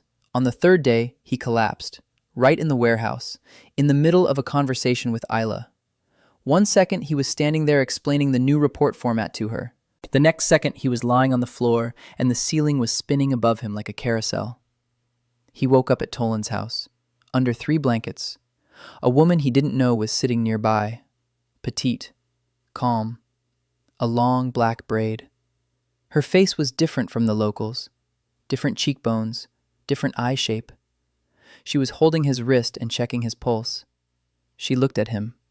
She said he was sick, that he had a fever and inflammation in his lungs, that he would have to stay in bed for at least a week, that if he got up sooner, she would tie him to the bed. Daniel asked who she was. She said her name was Henna, that she was from the Order of the Silent Hands, a herbalist, a healer, that Toland had sent for her at the monastery when Daniel fell. The monastery was 2 days' journey away. Henna arrived in a day. Daniel didn't ask how she'd managed it. Later, he learned she'd ridden all night without stopping, because Toland had written in his message that the steward was ill. And Henna what that word meant. All of Ilmar knew. The whole Ten Valley knew. The steward. The man who brought the bread. Henna nursed him for 7 days.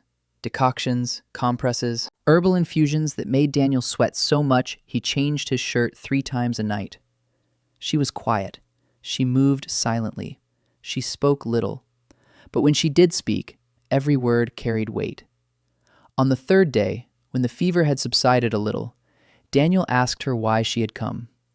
The monastery was far away. He was a nobody to her.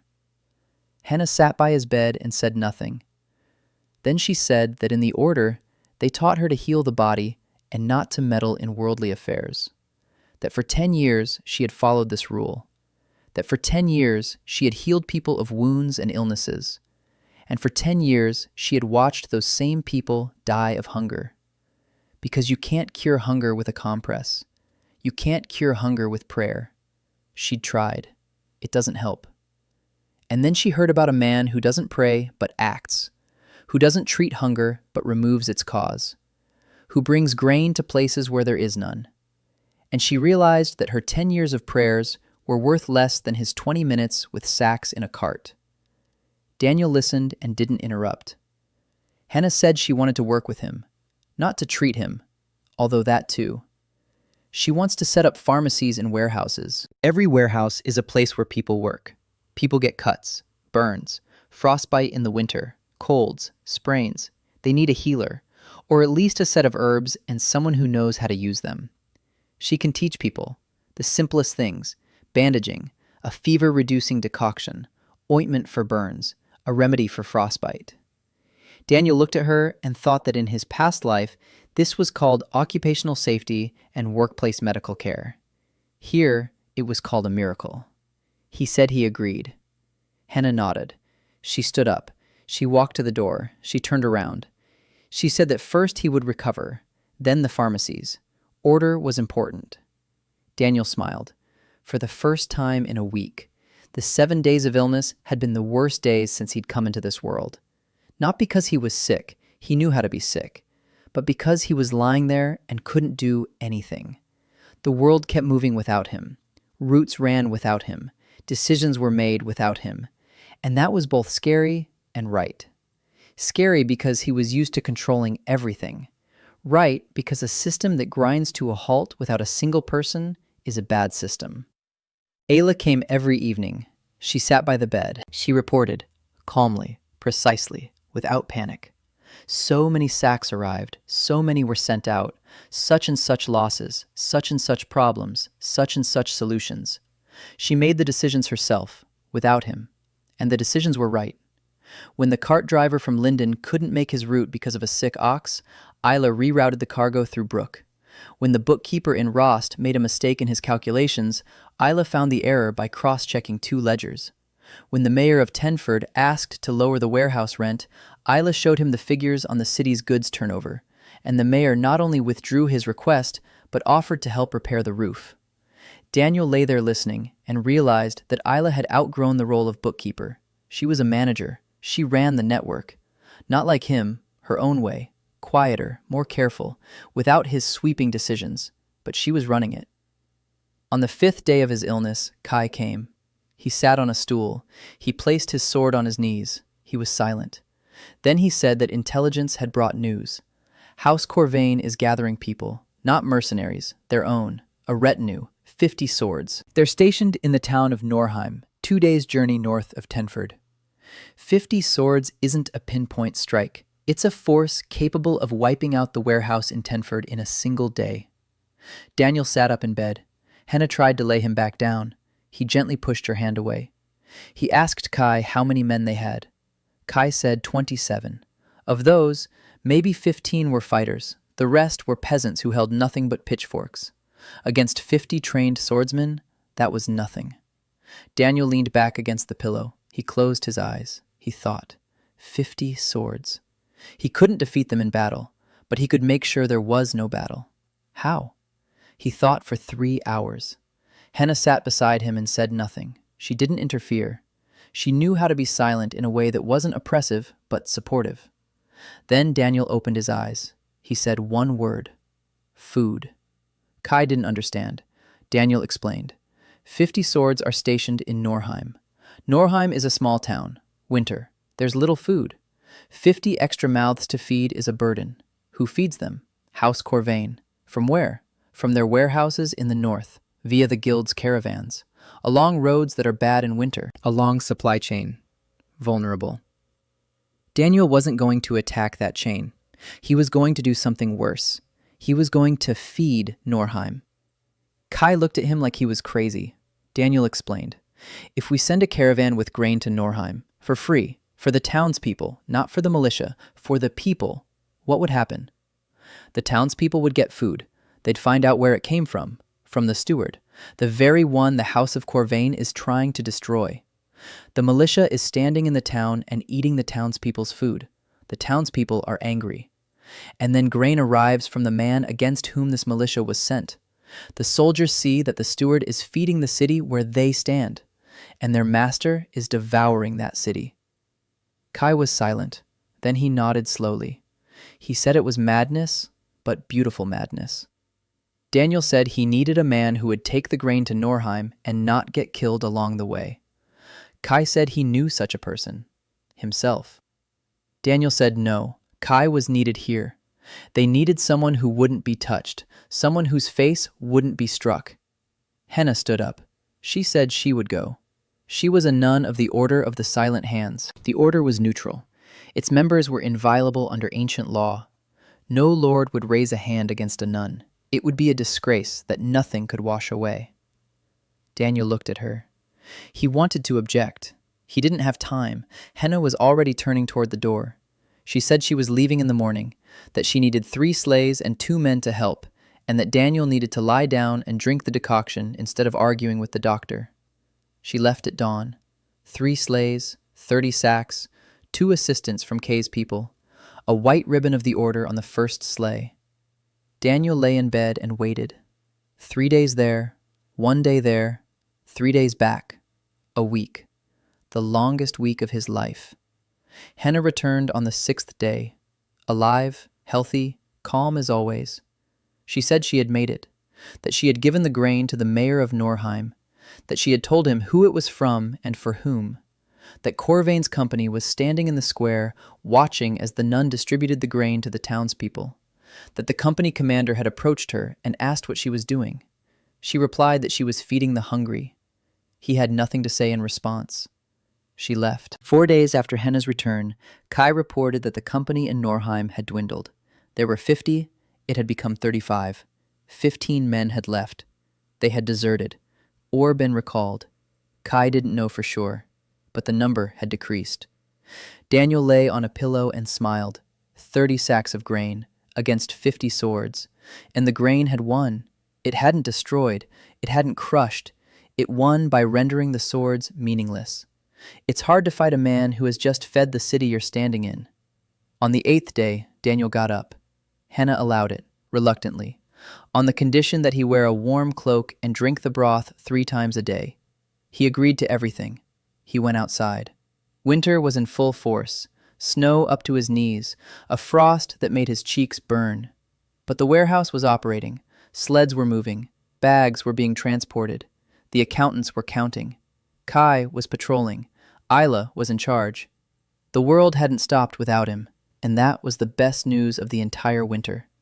By the end of winter, Daniel had counted 21 warehouses in the network, 18 in the Ten Valley, 3 in Ilmar. More than 4,000 sacks of grain had passed through them in 4 months. Not a single village in the network had lost a single person to starvation. For the first time in 3 years. That number was worth more than any victory on any battlefield. Daniel knew it by heart. 0. 0 deaths from starvation. He wrote it on the wall of the warehouse in Tenford, with charcoal, in large numbers. 0. Everyone who entered saw it first. Spring came slowly. The snow melted for weeks. The roads turned into rivers of mud. The sleds became joins. Carts got stuck up to their axles. There was a 2-week period when nothing moved at all. Slush. A word Daniel didn't know in English because in Kansas the roads are paved.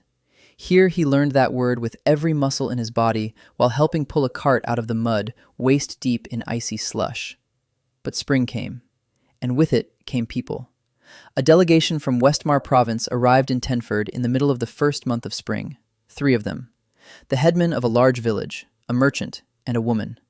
The woman caught Daniel's attention immediately, not because of her beauty, though she was beautiful, because of her presence. She walked into the warehouse, and the space seemed to shrink.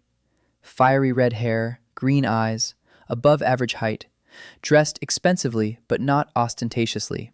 Practical travel clothes, flat-heeled boots, a plain cloak made of fine fabric. She looked around. She looked at the shelves, at the journals, at the grain certificate on the wall, at the route map. Then she looked at Daniel and said her name was Maeve Corvain. Kay's hand was on his sword before Daniel could blink. Corvain, the daughter of Lord Dyron Corvain, the head of the very house that had tried to destroy them. Maeve raised her hands, slowly, showing that there was nothing in them. She said she hadn't come on her father's behalf, that her father didn't know she was here, that if he found out, it would be worse for her than for Daniel. Daniel gestured for Kai to stop. He invited Maeve to sit down. She sat. The elder and the merchant who had come with her were sent to wait in the tavern. Maeve remained alone, across from Daniel, I at the table on the right, Kai by the wall behind her, Henna in the corner. Maeve spoke for an hour, without stopping, in an even voice, without emotion, like someone who had long ago decided what to say and was now simply telling it. She said she was the eldest daughter of Dyron Corvain, that she had grown up in the family business since childhood, knew every warehouse, every route, every merchant, every price, that her father had promised her an inheritance, then changed his mind, gave everything to her younger brother, because a woman cannot run a trading house. It is not customary. It is not dignified. It wasn't her business. Maeve paused for a second. Then she continued. She said she knew how the Corvain house's business worked from the inside, that she knew the main secret, that the famine in the South wasn't an accident, not a crop failure, not a natural disaster. Famine is a strategy. House Corvain artificially restricts grain shipments to the southern provinces to keep prices high. There is enough grain in the north for the entire kingdom, with plenty to spare. But if the grain flows freely, prices will fall. And if prices fall, House Corvain will lose the power built on controlling food. Her father knows this. Her brother knows. The Caravanners Guild knows it. Everyone knows it. And everyone is silent, because they profit from hunger. Maeve said she had borne that surname for 20 years, that for 20 years she had seen the numbers. She knew how much grain was rotting in her father's warehouses while children in the South chewed on bark. And she kept silent, because this is family, because that is how the world works, because she was the heir and hoped that when she take matters into her own hands, she would change something. Then they got rid of her, and hope was gone. Daniel listened. He didn't interrupt. When she finished, he asked only one thing. Why was she here? Maeve looked at him, straight into his eyes. She said she wanted to destroy the system her father had built, that she knew this system better than anyone in the kingdom, that she knew where its weak spots were, where the warehouses were, where the contracts were, where the bribed officials were, where the fake licenses were, everything, and that she was ready to give all of that to Daniel for free, in exchange for one thing, for work. She wanted to work. She wanted to build what Daniel was building, not to destroy, to build. But to build something new, you first have to tear down the old, and she knows exactly what to tear down. Ayla stared at her without blinking. Kai didn't take his hand off his sword. Henna sat quietly. Daniel thought for 3 minutes. Then he said he'd take her on a trial basis, for a month. If in a month she proved her knowledge was genuine and that she wasn't her father's spy, she'd stay. If not, she'd leave. Maeve nodded. No hard feelings, no haggling. After she left, Kai approached Daniel. He said it was a trap, that having Corvain's daughter in their warehouse was a knife in the back. Daniel said it was possible, but it might not be, and that the risk was worth the information she carried. Kai said he would keep an eye on her. Daniel said he was counting on it. Maeve started working the next day, and on her very first day, it became clear that she hadn't been lying about her knowledge. Daniel showed her the accounting system. Maeve looked at it. She looked at the ledgers, at the certificates, at the route map. Then she said the system was good, but the prices were wrong. Daniel asked what she meant. Maeve explained. Daniel was selling grain at a single price for all the villages, a flat rate, but delivery costs varied. It was cheaper to nearby villages. To distant ones, it was more expensive. A flat rate meant that nearby villages were overpaying, while distant ones were receiving a subsidy. As long as volumes were small, it wasn't a problem. When volumes grew, it would kill the network's economy. Daniel looked at her, then at Ayla. Ayla frowned. She checked the numbers. Maeve was right. Daniel thought that at his previous company, such an analysis was done by a 7-person pricing department using software that cost $200,000. Maeve did it in her head in 10 minutes. In the first week, Maeve revamped the pricing model, a tiered rate. Each route has its own cost depending on distance and road conditions. Nearby customers pay less, farther ones pay more, but everyone pays fairly for the actual cost. In the second week, she mapped out the Corvain House warehouses across the north, from memory. 42 warehouses, with volumes, with supply routes, with the names of the managers, indicating which of them were stealing and how much. Daniel looked at this map and saw an empire, a grain empire built on artificial famine, and he saw its weak spots. The third week, Maeve came to Daniel in the evening. There was no one in the warehouse, only him at the table over the map. Spring was gaining strength. The snow had melted. The roads had dried out. The carts were traveling on the ground again, not on ice.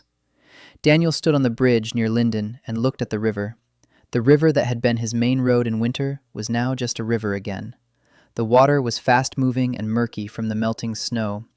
3 carts loaded with grain crossed this bridge every day. The bridge, which had been roughly repaired 5 months ago, now needed a proper overhaul. Daniel jotted this down in his birch bark notebook, a long list. The bridge in Linden, the road between Tenford and Somver, the roof of the warehouse in Havenford, a new well in Rost. The list grew every day. The infrastructure was wearing out faster than they could repair it. Maeve had told him this straight out. She said he was spending grain on transportation instead of spending money. That barter was fine to start with, but growth required currency. We need a market. We need an economy, not just exchanging sacks for wool. Daniel knew she was right. He had been putting off this conversation because creating a monetary system was a whole different level of complexity. But Maeve wouldn't let him put it off. She came with a ready-made plan, a grain certificate. That very piece of paper with a seal that confirmed the quantity and quality of the grain. Maeve suggested using it as a payment document, not money, a commitment. A certificate for 10 sacks means that the bearer can receive 10 sacks of grain at any warehouse in the network, at any time. It's not just a receipt, it's a promise, backed by real grain in real warehouses. Daniel looked at her and thought she'd just invented the warehouse receipt, a financial instrument that had been around for 500 years in his world. Maeve wasn't inventing anything. She was applying what she'd seen at her father's trading house, only honestly. No forgeries, no empty promises. Every certificate is backed by real grain. They introduced the certificates within a week. Isla designed the form. Number, date, issuing warehouse, quantity, stamp, accountant's signature. 2 copies, one for the bearer, the second in the warehouse log. Cross-checking. It could be forged, but it was difficult and noticeable. 2 weeks later, the certificates were used to pay for transportation. A month later, they were used to pay at the market in Tenford. A merchant would accept a certificate for 5 sacks and go to the warehouse to collect the grain. Or he would pass the certificate to another merchant in exchange for fabric. The paper began to take on a life of its own. Daniel watched this unfold with a feeling he couldn't quite name, something between pride and dread. He had created a primitive financial system in a world without banks, without a regulator, without an audit, based on trust, on pure, unadulterated trust. And it worked. For now. Meanwhile, the world beyond the Ten Valley and Ilmar wasn't standing still either. One morning, a rider pulled up to the warehouse in Tenford. A young woman, blonde hair under a traveling hood, a thoroughbred horse, expensive clothes, but covered in dust. She dismounted, looked around, walked over to Daniel, who was standing at the entrance. Said her name was Lady Siren Valen, the 3rd daughter of Lord Valen, head of the Southern Military House. Kai appeared from around the corner, hand on his sword. For the 2nd time in a month, a daughter of a great house was standing in the warehouse. Siren looked at Kai. She wasn't afraid. She looked at Daniel. She said her father had sent her, with 2 tasks. First, to find out who the administrator is and what he's up to. Second, if the opportunity arises, to poison him. Daniel didn't move. Kai took a step forward. Siren raised her hand. She said she was telling them about the 2nd task for one reason. She wasn't going to carry it out. Not because she was kind, not because she was noble, but because on the way here she had passed through Ilmar. She had seen a city that was dying 3 months ago. Now there's a market there. Children are running through the streets. A clerk stands in the warehouse counting sacks. She saw it with her own eyes. And she realized that her father was going to destroy the only thing that works in this decaying kingdom. Daniel asked why she was telling him this.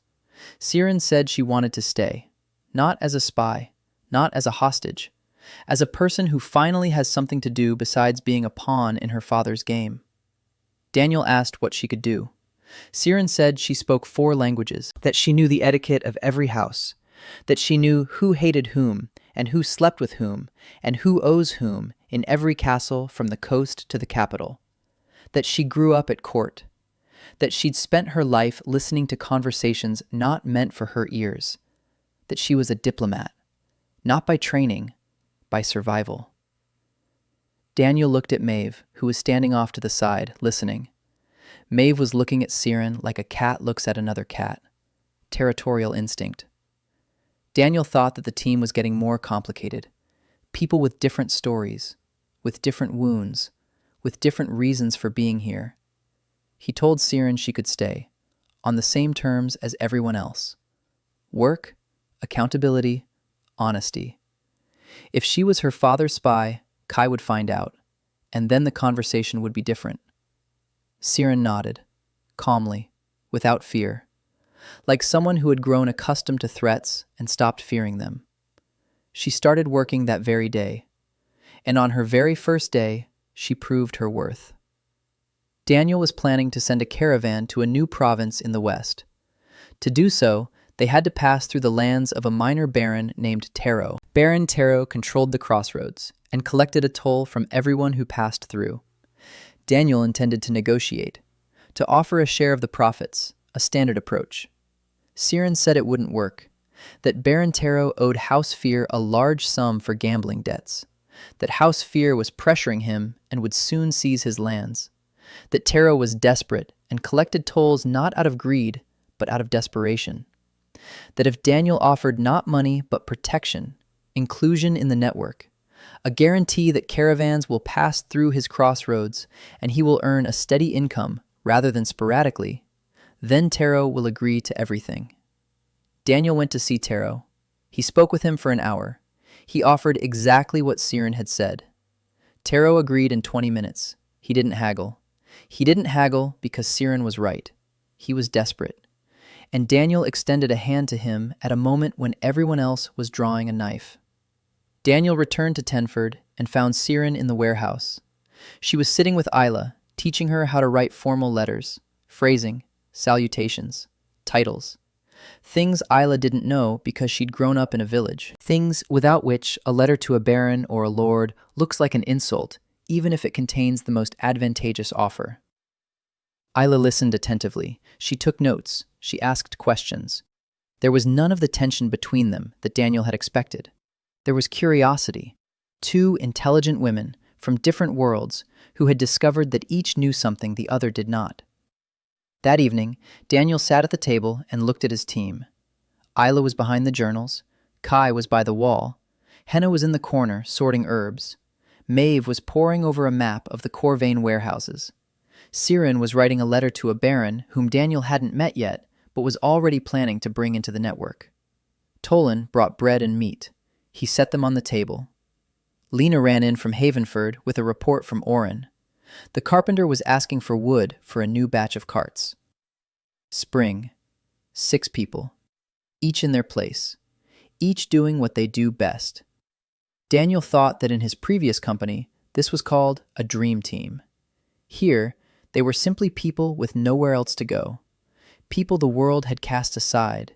People the system had broken. And who had found each other in a warehouse on the outskirts of a small town in the middle of a starving country. Maeve looked up from the map. She said she'd found a weak spot. The main warehouse of the Corvain house in the city of Norcrest. Half of all the grain bound for the north passes through it. If we reroute southern shipments bypassing Norcrest via a new route, the house would lose control of prices in 3 provinces at once. Daniel looked at the map. He looked at Maeve. He looked at Siren. He said that this route would require passing through the lands of House Valen. Siren said she knew a way through a gorge that her father considers impassable for caravans, because no one had tried it. Daniel said they would try. The gorge was called Wolf's Throat, a 3-day journey along a narrow, rocky path between the cliffs. Carts wouldn't make it, oxen wouldn't make it, but mules would make it, and people with sacks on their backs would make it. Daniel stood at the entrance to the gorge and looked up. The cliffs rose on both sides like walls, a narrow strip of sky overhead. Silence. The wind blowing from below, whistling through the rocks. Kai stood nearby. He said it was a bad spot for an ambush, because there was nowhere to set one up. The cliffs were smooth, there were no trees, there was nothing to hide behind. If the enemy came in from above, he himself would have nowhere to go. Daniel said that was good. For their purposes, the gorge was not a military passage, but a trade route. A route from the Ten Valley to the western provinces, bypassing the lands of House Corvain. If they could get mules carrying grain through it, Northcrest would no longer be the only transit point. The monopoly would crumble. They entered the gorge with a party of 12. Daniel, Kai, 4 fighters, 6 mules carrying a test shipment, 100 sacks. The trail was worse than Siren had described, not because Siren had lied, because the last time anyone had walked it was 10 years ago, and since then, rocks had crumbled and streams had washed out new gullies. The first mule stumbled after 2 hours. It didn't fall, but 2 sacks fell into the stream. Kai fished them out, wet. Daniel set them aside to dry. He noted the loss. The second day was worse. The trail narrowed to the width of a single mule. The rocks hung so low that they had to walk bent over. Daniel hit his head on the rocks 3 times. Kai, not once, because Kai was shorter and moved like a cat in the dark. By evening on the second day, they came out onto a clearing. Flat, rocky, big enough for a camp. Daniel sat down on a rock and did the math. 2 days, 6 mules, 100 bags, 4 bags lost, 2 wet, 2 torn open on the rocks. 4%. Acceptable. If they optimized the route, if they cleared the trail, if they placed markers at dangerous spots, if they trained the guides. A lot of ifs, but possible. On the third day, they emerged from the gorge on the other side. A valley lay before them, wide, green, with villages on the hills and a river in the lowlands. Westmar Province, a territory that formerly belonged to none of the great houses. A buffer zone, no man's land. The perfect place to expand the network. Daniel went down to the first village. He spoke with the village elder, the same conversation as 6 months ago in Samver. You have grain? No, we don't. We're starving. I can bring some. What do you want in return? Accountability, honesty, a man to count the sacks. The village head agreed. They all agreed. Because the alternative to agreement was death. Not a choice, a necessity. Daniel returned to Tenford a week later with a new route in mind, with new problems, with new opportunities, and with news that awaited him at the warehouse. Ayla met him at the door. Her face was serious. She said a messenger had arrived from the capital, a royal messenger, with the seal of the crown. The letter was addressed to the grain administrator of the Ten and Ilmar Valley. It was the first time his title, which the peasants had coined, was used in an official document. Daniel took the letter, unsealed it, read it slowly. The language was bureaucratic, complex. Siren helped translate the phrasing. The gist was this. King Haldric IV had learned of the steward's activities. The king invites the steward to court for a conversation. He does not command, he invites. The wording is gentle, but Siren said that an invitation from the king is an order. Refusal is impossible.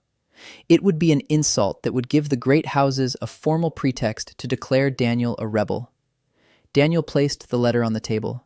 He looked at the team. Everyone was there. Ayla, Kai, Henna, Maeve, Siren. Tolan stood in the doorway, Lena beside him. She'd grown in the past 6 months. No longer a little girl with big eyes, a teenager with birch bark in her hands and a confident gaze. Daniel said he would go. Kai said he would go with him. Siren said she would too. Without her, he wouldn't survive at court. Not because they would kill him, because he would say something wrong and be declared a criminal for addressing the Lord Chamberlain improperly. Maeve said she would stay in Tenford. Someone had to keep an eye on the network and her father at the same time. Henna said she would stay too.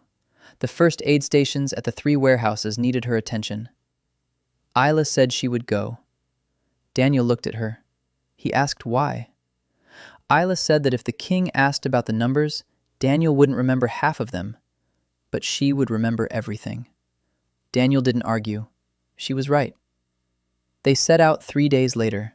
Daniel, Kai, Siren, Ayla, 4 of Kai's fighters, 2 carts. One with belongings and gifts for the court, the second with sacks of grain. Daniel insisted on the grain. Siren said it wasn't customary to bring grain to the court. Daniel said he wasn't a courtier. He was grain, and grain is what he does. The journey to the capital took 8 days. With each passing day, the world around me changed. The villages grew larger, the roads improved, stone buildings appeared. Bridges were made of stone, not wood, walls, towers, guards at the intersections. They entered the capital on the 9th day, Erheim, a city that was once great. High walls, gates adorned with carvings, paved streets. But the splendor was like old gilding, beautiful from a distance, up close, peeling and cracked. Beggars at the crossroads, closed shops, empty squares. The capital starved more quietly than the villages. Here, hunger wore clean clothes and pretended it didn't exist. Siren led them to her aunt's house, an old widow who lived at court and never meddled in anything, a safe place, neutral. Siren spent the evening teaching Daniel etiquette, how to bow, how to address people, how to answer questions, what to say, what not to say.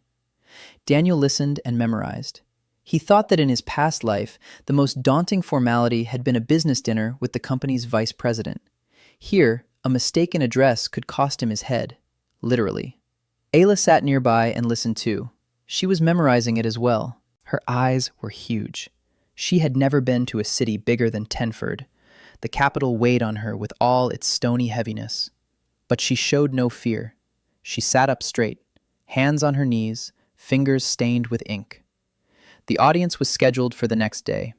In the morning, Daniel dressed in his best, a clean shirt, a leather jacket, boots that Tolan had polished to a shine. He looked like a wealthy merchant, not like a lord, not like a nobleman, like a man who works with his hands and isn't ashamed of it. Siren looked at him and sighed. She said it would do, that at court they would think he was a barbarian, but that might work in his favor. Barbarians are underestimated, and an underestimated opponent is the best opponent. They entered the palace. Long corridors, high ceilings, tapestries on the walls, servants in livery, the smell of wax and old stone. The throne room was huge and cold. A man sat on the throne, small, pale, wrapped in furs despite the fact that the fireplaces were burning. King Halderic IV. He looked as if the only thing keeping him on the throne was inertia.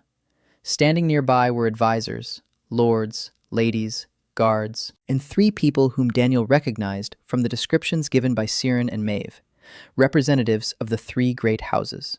Each looked at Daniel in their own way. The representative of House Corvain with hatred, the representative of House Ostrich with curiosity, the representative of House Valen with contempt. The king raised his hand. Silence. He looked at Daniel. His voice was weak but clear. He asked if it was true that Daniel had fed 2 provinces that had been starving for 3 years. Daniel said it was true. The king asked how. Daniel looked at Ayla. She was standing behind him. She held a stack of birch bark sheets in her hands. Records, numbers, routes, everything they had built in 7 months. Daniel turned to the king and began to explain, simply, just as he had explained to the peasants, just as he had explained to the village elders, without bureaucratic jargon, without courtly politeness. He said there was grain, that there was enough of it, that people were dying not because there was no food, but because the food wasn't reaching them, that between a full granary in the north and an empty stomach in the south stood a bad road and a bad decision, that he was neither a magician nor a warrior, that he simply counted sacks and routes, and that if given time and left unhindered, he would feed the entire kingdom. The silence in the throne room was so thick that Daniel could hear the candles crackling. The king looked at him for a long time. Then he smiled, for the first time during the audience. He said that for the first time in 30 years on the throne, he was hearing a man speak of food rather than power, and that he wanted this man to continue. The representative of House Corvain turned pale. The representative of House Valen clenched his jaw. The representative of House Ostrach narrowed his eyes. The king said he was appointing Daniel as royal grain steward, that all the provinces could turn to him, that his caravans would receive royal protection, not the seal of the great houses. They returned from the capital as different men, not because they had changed, because the world around them had changed. The royal seal lay in Daniel's bag, wrapped in a clean cloth, a small piece of metal bearing the sun's crest. It weighed less than an apple, but it weighed more than all the grain they had transported in 7 months. Because a seal is not grain, its seal is a permit, a right, a law. Now any caravan bearing this seal could travel on any road in the kingdom. No outpost had the right to stop it. No guild could demand a license. No baron could levy a toll. Formally. In practice, Daniel understood that a piece of paper stops only those who respect a piece of paper, and the great houses respected only power. Maeve met them in Tenford with news, both bad and good at the same time. The bad news. House Corvain had withdrawn all its merchants from the provinces where Daniel's network operated. A complete trade blockade. Not a single sack of Corvain grain would reach the Ten Valley or Ilmar. It was a blow, because Daniel's network transported grain but did not produce it. Some of the grain came from northern farmers of the valley, but some was purchased at markets from merchants who received it from House Corvain. Now that source is cut off. Good news. The 3 western provinces have sent messengers. They want to join the network. They want warehouses. They want routes. They want grain certificates. Word of the royal appointment reached the outskirts faster than Daniel could ride home. Daniel sat down at the table. He spread out the map. The new map that Ayla had drawn while he was away. A large one, on real parchment that Siren had procured in the capital. The map no longer showed just the Ten Valley. It showed the entire western part of the kingdom. 26 warehouses, 7 provinces, hundreds of villages, thousands of people. Maeve sat down next to him. She pointed to the northern part of the map. She said that the blockade of Corvain wasn't a problem. It was an opportunity. If the house had recalled the merchants, that meant the farmers in the north were left without buyers. The grain that used to go through Corvain is now sitting with the farmers. They have nowhere to put it. Prices are falling. The farmers are angry. And if Daniel offers them a direct sales channel through his network, they'll agree. Without Corvain, without the guild, directly. This was what Daniel had been waiting for. Not a blockade. An opportunity to make direct contact with producers, to cut out the middleman, to connect those who grow with those who eat, without House Corvain standing between them.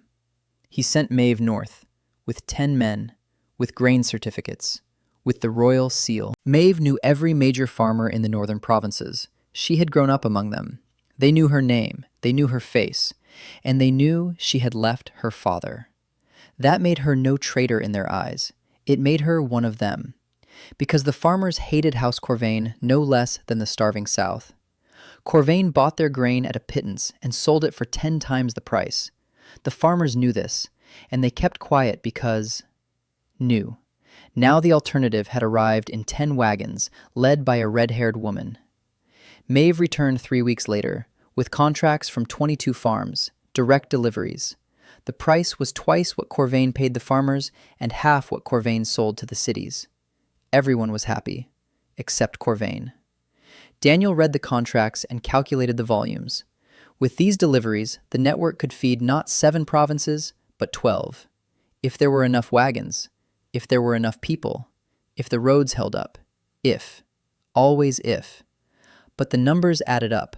For the first time ever, the numbers added up with a surplus. Meanwhile, House Vallon was taking action, not like Corvain. Corvain worked with money and papers. Vallon worked with swords. The first blow came a month after returning from the capital. A detachment of 40 horsemen entered the Ten Valley from the south, unhidden, flying the banners of House Vallon. The detachment commander rode up to the warehouse in Tenford, dismounted, went inside. Announced that, by order of Lord Vallon, the warehouse was has. The grain was being seized. The operation was illegal. Kai stood by the wall. His hand rested on his sword. 4 of his men stood behind him. 12 against 40. No chance. Daniel stepped forward, calmly. He took out the royal seal, showed it to the commander, said that the warehouse was operating by the king's decree, that confiscating royal property was treason, that the commander could verify the seal and see for himself. The commander looked at the seal, looked at Daniel. He looked at his men. 40 horsemen against the royal seal, force against the law. He wasn't sure. Lord Vallon was far away. The king was far away. But the seal was real. And if he ignored it, and it turned out he shouldn't have, they'd hang him. Not Vallon, the crown. The commander turned and left. The 40 horsemen followed him. Daniel stood at the entrance to the warehouse and watched them leave. His hands were shaking. He hid them behind his back so no one would see. Kai saw. He approached. He stood beside him. He didn't say anything. He didn't need to. The seal had worked once. Daniel knew it might not work a second time. Vallon was testing the boundaries, probing, looking for a weak spot, and sooner or later, he would find one. Daniel gathered the team that same evening. He said they needed allies, not peasants, not merchants, political allies, people with armies, or at least with influence. Siren said she knew one, House Ostrak, the central house, the kingdom's treasury. They don't like Velen, they don't like Corvain, they like money. And if you show them that Daniel's network brings in more money than the old system, they'll take his side. Not out of love, out of self-interest. Daniel asked what to offer them. Siren said taxes. Every sack of grain that passes through the network is a commercial transaction. A percentage can be taken from each transaction. A small one, but given the network's volume, that's a lot of money. Money that no one is currently receiving because barter isn't taxed. Daniel thought about it. Impose a tax on his own network. Give up a portion of the profits. Lose control. But gain protection. A promise. In business, this was called a strategic partnership. Give up a little to save a lot. He agreed. Siren wrote a letter to Lord Ostrich, 4 pages long, with figures prepared by Ayla, with projections calculated by Maeve, with phrasing that Siren had honed over 22 years of life at court. The reply came 10 days later. Lord Ostrich was interested, very interested. He proposed a meeting. The meeting with Lord Ostrich took place in the city of Crossheim on neutral territory. Daniel went with Siren and Ayla. Kai and 10 men kept their distance, out of sight but nearby. Lord Herman Ostrich turned out to be not what Daniel had expected. Not a fat banker in gold rings. Lean, fit, about 60 years old. Eyes like an accountant who sees numbers behind words. He looked at Daniel with the interest of a zoologist studying a new species. They talked for 4 hours. Daniel showed the figures, volumes, roots, growth over 7 months, forecasts for the year. Ayla laid out the birch bark sheets on the table one after another. Columns, rows, totals, checkpoints, cross-checks. Lord Ostrich looked at these records and his face changed, slowly, from skepticism to surprise. From surprise to something resembling hunger. Not physical, intellectual. He saw the system. For the first time in his life, he saw a system that operated not on fear or force, but on numbers and trust. And he wanted this system. Daniel saw that desire, and he used it. He proposed terms. House Ostrich receives 2% of the value of every grain certificate issued in the network. In return, House Ostrich provides political cover. No decree against the network will pass through the Royal Council. No army will receive formal permission to attack the warehouses. Lord Ostrich bargained. He wanted 5%. Daniel said 3%. He explained why. He showed him the calculations. At 5%, the network loses its price advantage over Corvain. At 3%, the advantage remains. And that means the network grows. And that means 3% of a larger volume is more than 5% of a smaller one. Lord Ostrich looked at him. For the first time in 4 hours, he smiled. He said that this was the first time he'd met a peasant steward who thought better than his own treasurers. He agreed to 3%. They shook hands. Literally. An old custom. The Lord's hand was dry and hard as wood. On the way back, Siren was quiet. Then she said that Daniel had just divided the great houses, 2 against 1. Corvain and Valen on one side, Ostrich on the other, on Daniel's side. That shifted the balance. It didn't solve the problem, but it shifted the balance. Valen could no longer act openly. An attack on the network now meant an attack on the interests of House Ostrich. And Ostrich controlled the treasury. Without the treasury, the army isn't paid. Without pay, the army doesn't fight. The next 2 months were the most intense of Daniel's life. The network was growing. A new village every week, a new warehouse every 2 weeks. Routes multiplied.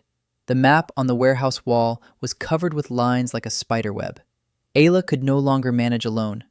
Daniel gave her 3 assistants, young people she had trained herself. They sat at tables and kept ledgers. 4 tables, 4 stacks of birch bark sheets, a small accounting office. The first of its kind in this world.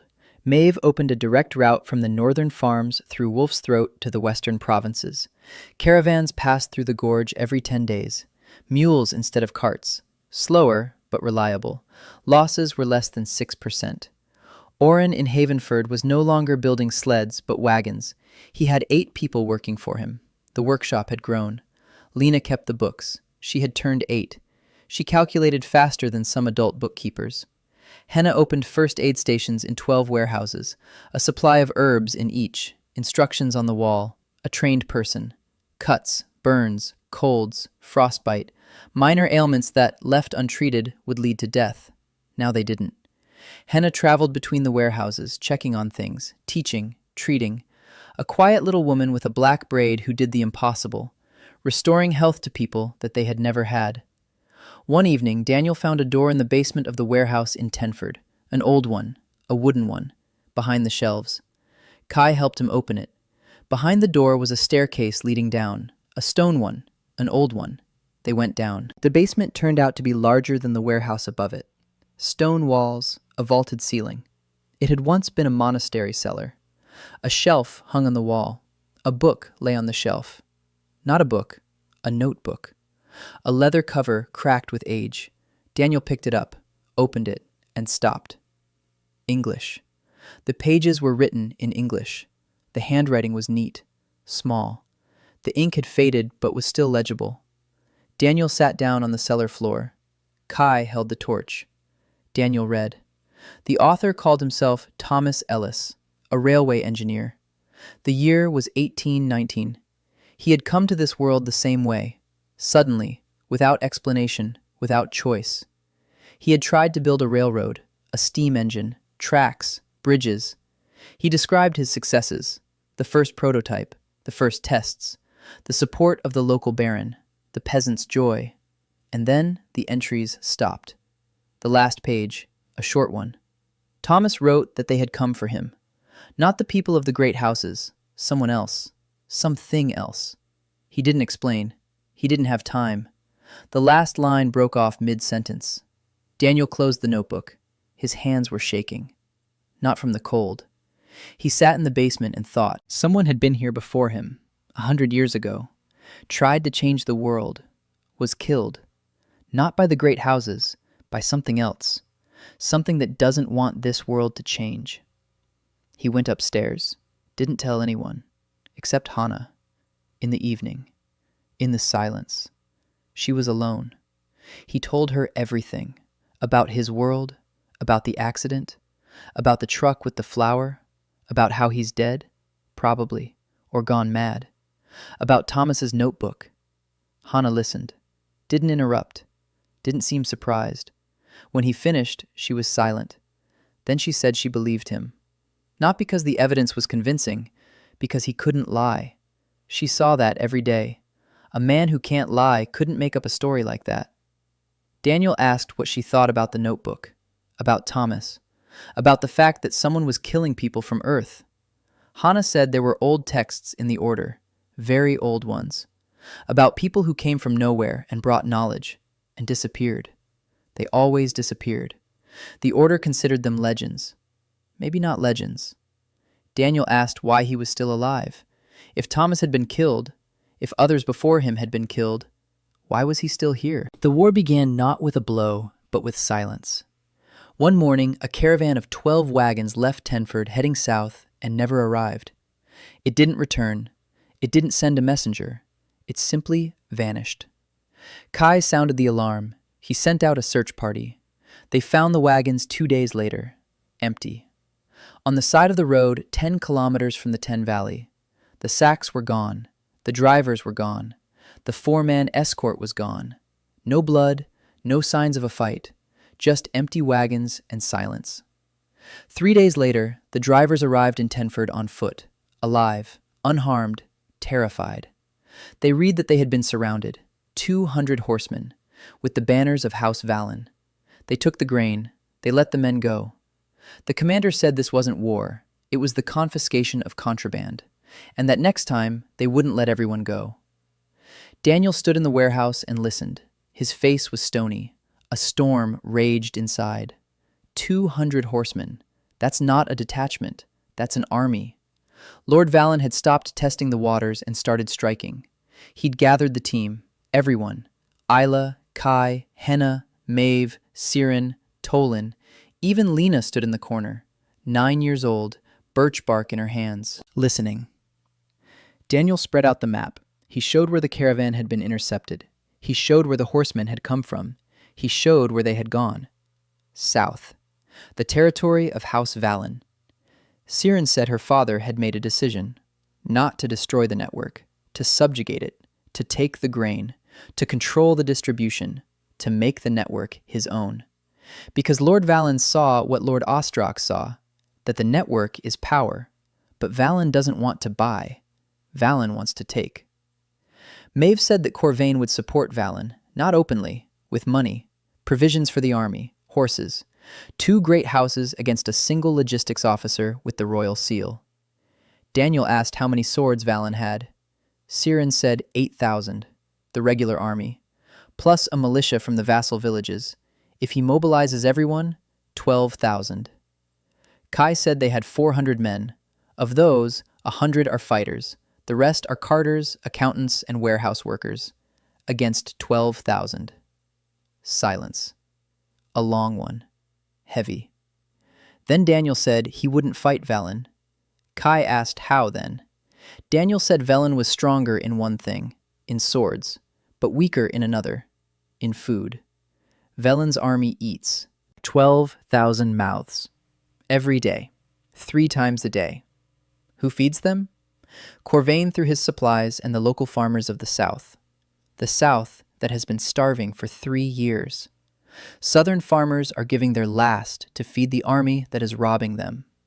If we redirect the grain, if we give southern villages direct access to the network, if we give them a choice to feed Velen's army, which is burning their homes, or to feed their own children through the administrator's warehouses. Siren said it would take months. Daniel said he had months. Velen won't launch an offensive in winter. Armies don't move in winter. And winter is 6 weeks away.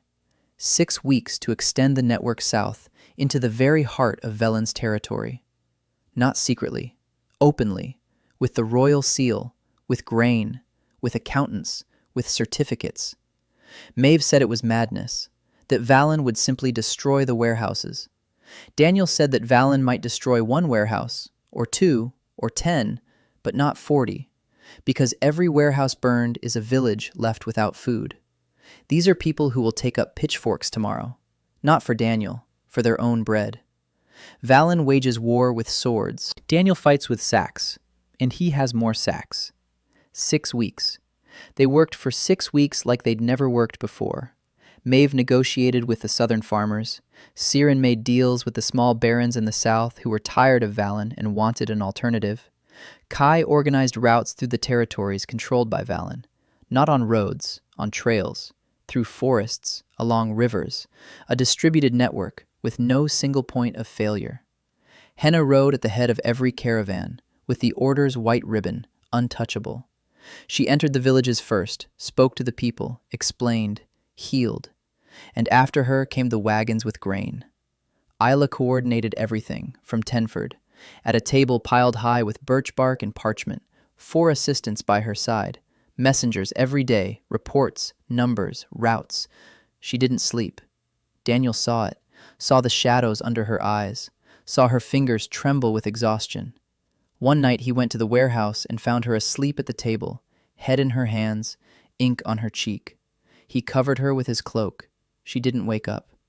He stood there for a moment.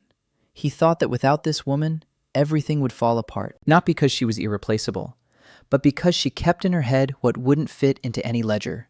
Connections, dependencies, who owed whom, which warehouse is overloaded, which is empty, where there's a delay, where there's a surplus, a living database, in a world without computers.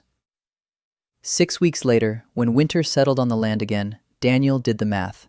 41 warehouses on the grounds of House Velen. 200 villages receive grain through the network. 18,000 people are fed through his routes. 17,000. More than Valen's army. And every one of them knows who the bread comes from. Not from Lord Valen, from the steward. Winter had begun. Valen's army had set up camp on the southern plains. 12,000 swords, waiting for spring. Spring of the 2nd year, the snow had melted, revealing a new world. Not the one Daniel had arrived in a year and a half ago, a different one. The network spanned 12 provinces, 68 warehouses, 400 routes. 1,200 people worked in transportation, warehouses, accounting, security, and medical stations. Grain certificates changed hands like money. The markets were coming to life. Cities that had been dying out 3 years ago were now bustling with trade. Blacksmiths were forging, bakers were baking, children ran through the streets, chubby-cheeked and boisterous. Daniel stood on the roof of the warehouse in Tenford and looked out over the city. The same city, yet different. A year ago, the square had been empty. Now there was a fair, carts laden with goods, people in new clothes, laughter, the smell of fresh bread. Kai snapped him out of his reverie. He'd climbed onto the roof. His face was serious. He said there was news. Lord Valen is dead. Daniel didn't move. He asked how. Kai said it was their men, the commanders who remained, who had starved all winter while their lord feasted in the castle. They entered his chambers at night. In the morning, they announced that the lord had died of an illness. No one believed it. No one disputed it. The new head of House Valen, the late lord's younger brother, a man who wanted only one thing, peace, and food for his soldiers. He sent a messenger to Daniel with a proposal. Not war, not submission, negotiations. Daniel accepted. The meeting took place in Tenford, at the same table where Lord Aidan of Corvain had sat a year ago. The new Lord Valen was young, 30 years old, tired, honest. Or, at least, too tired to lie. He spoke plainly. House Valen recognizes the network. It recognizes the administrator. It withdraws its army. It opens the southern roads. In return, it wants one thing, that its people be fed. Not for free, on the same terms as everyone else. Warehouses, routes, accounting, certificates. Daniel agreed. He shook his hand. 2 of the 3 great houses had recognized the network. Ostrach voluntarily, for money. Valen out of necessity, for bread. That left Corvain, Lord Dyron Corvain, Maeve's father, the man who had created famine as a business model. He wouldn't give in. He couldn't give up, because giving up meant the end. Not of the house, of him personally. His power rested on a monopoly. If there is no monopoly, there is no power. And those he had been fleecing for 20 years would come for him. Maeve knew this. She told Daniel that her father would fight to the end. Not with an army. He doesn't have an army like Velen does. With money, bribery, poison, hitmen. He'll go after people. Key people in the network. Her. At Ayla. At Daniel. Daniel said he knew. The first blow came a week later. Not an assassin, worse. A letter. To Ayla. From a man who identified himself as an agent of House Corvain. An offer. A house in the capital. A title. Land. A position at court. Everything she could never have as a country girl. In exchange, to leave. To take her knowledge and her journals and leave Daniel. Ayla brought the letter to Daniel, placed it on the table, silently. Daniel read it. He looked up. Ayla was standing in front of him, her hands folded across her chest, ink-stained fingers, dark circles under her eyes that hadn't faded in months. She said she wanted him to know, not because she was going to accept it, but because there should be no secrets between them. Daniel nodded. He said thank you. He wanted to say something else. He couldn't. Ayla returned to the table, to her journals, to the numbers that were her language. Daniel watched her back and thought that Lord Dyron Corvain didn't understand the main point. You can't buy a man who, for the first time in his life, feels needed. No house in the capital is worth that feeling. The second letter came to Kai. Amnesty, a title, land, the dropping of all charges. The life he lost 10 years ago when his village burned down. Kai read the letter, crumpled it up, threw it into the fire. He said nothing. The third letter was for Siren, her father's forgiveness, a return to the family, restoration of her status, a home, a title, a husband from a good family, the life she had betrayed. Siren read it, folded it neatly, put it in her pocket, said she'd keep it as a memento, as a reminder of who she was and who she no longer wanted to be. Darren Corvain missed the mark 3 times. He missed because he treated people like commodities. Commodities have a price. People have a story. And each of their stories brought them here, not for money, not for titles, for what money can't buy, for a place in the world where you matter. The fourth letter wasn't a letter. The fourth message was a knife in the dark, at night, on the road between the warehouse and Tolan's house. Daniel was walking alone, tired. He hadn't taken a guard, a mistake he'd promised himself never to repeat. A shadow darted from around the corner, a flash of metal. Daniel didn't have time to do anything, but Kai did. He was following behind, as always, silently, in the darkness, invisible. He made it in time. The knife missed. The assassin was on the ground. Kai was on top of him, a knee on his chest, a sword at his throat. The assassin was young, frightened, hired for 10 silver coins. Not a professional. A kid from the slums who'd been paid. Kai wanted to kill him. Daniel said no. Kai looked at him. His eyes shone in the darkness. He asked why. Daniel said because the boy was hungry. Look at him. Kai looked. He put the sword away. The boy was let go, fed, questioned. He said a man in Tenford had hired him, well-dressed, paid in advance, told him to kill a man living with Tolan. Physical description, route, time. A professional job carried out by an amateur. Darren Corvain was skimping on assassins. Daniel thought that was insulting. Then he thought it was a good sign. If Corvain was skimping, it meant he was running out of money. The monopoly was crumbling. Direct shipments from farmers were bypassing Corvain. Certificates were replacing his distribution network. One province after another was abandoning the Caravanners Guild. The house's revenues were falling.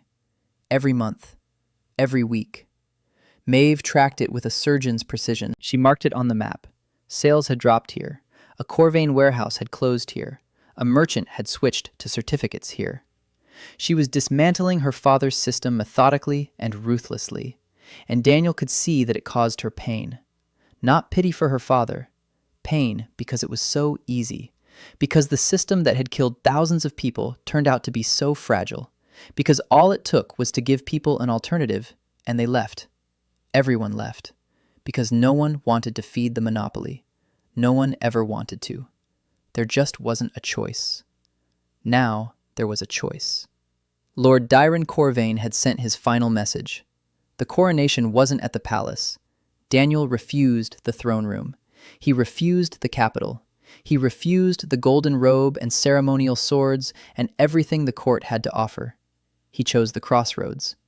That very one, near Tenford, where warehouse number 1 stood, where it all began. It was in the fall of the 2nd year. The leaves on the trees glowed orange. The air smelled of smoke and ripe apples. The morning was warm. The sun rose over the hills of the Ten Valley and flooded with light the road along which, a year and a half ago, Tolan's cart had creaked with rotting oats. People had come at dawn, from villages, from towns, from provinces that 2 years ago knew nothing of one another, but were now connected by routes and warehouses and certificates and trust. Thousands of people, standing along the road, on the hills, on the roofs of houses. Children sat on their fathers' shoulders.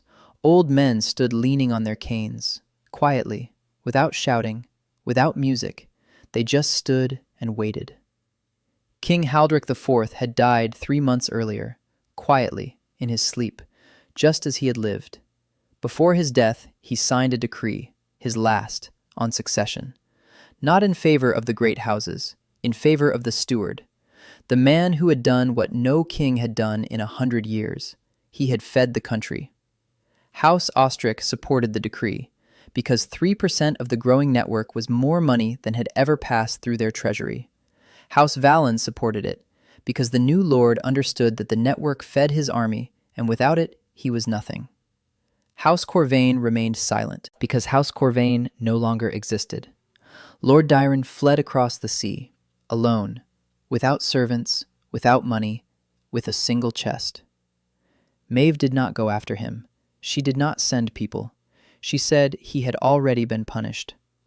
To live knowing that everything you built was a lie and collapsed under the weight of the truth, that is worse than any prison. Daniel stood on a wooden platform by warehouse number 1. The platform had been knocked together yesterday, rough, made of the same planks as the barn floors. It smelled of fresh wood. Tolan stood nearby, aged by 2 years, hunchbacked, but smiling. He held a sack of grain in his hands, that very same oats from the first cart. Not the actual one, of course, a symbol, a new sack, clean, dry, with an ear of grain on the side. The network's seal, a mark known to every village from the northern farms to the southern coast. Behind Daniel stood his people, Isla, with a journal in her hands, of course with a journal. She wouldn't have come to her own wedding without a journal. Ink-stained fingers, dark eyes, a quiet smile. She looked at Daniel, and he knew she wasn't seeing a king. She was seeing the man she'd argued with over spreadsheets until dawn. The man who once told her that her work was the most important thing in the world. And he wasn't lying. Kai, standing slightly to the side, hand on his sword, always on his sword. But his face was different, not stony like 2 years ago. Alive.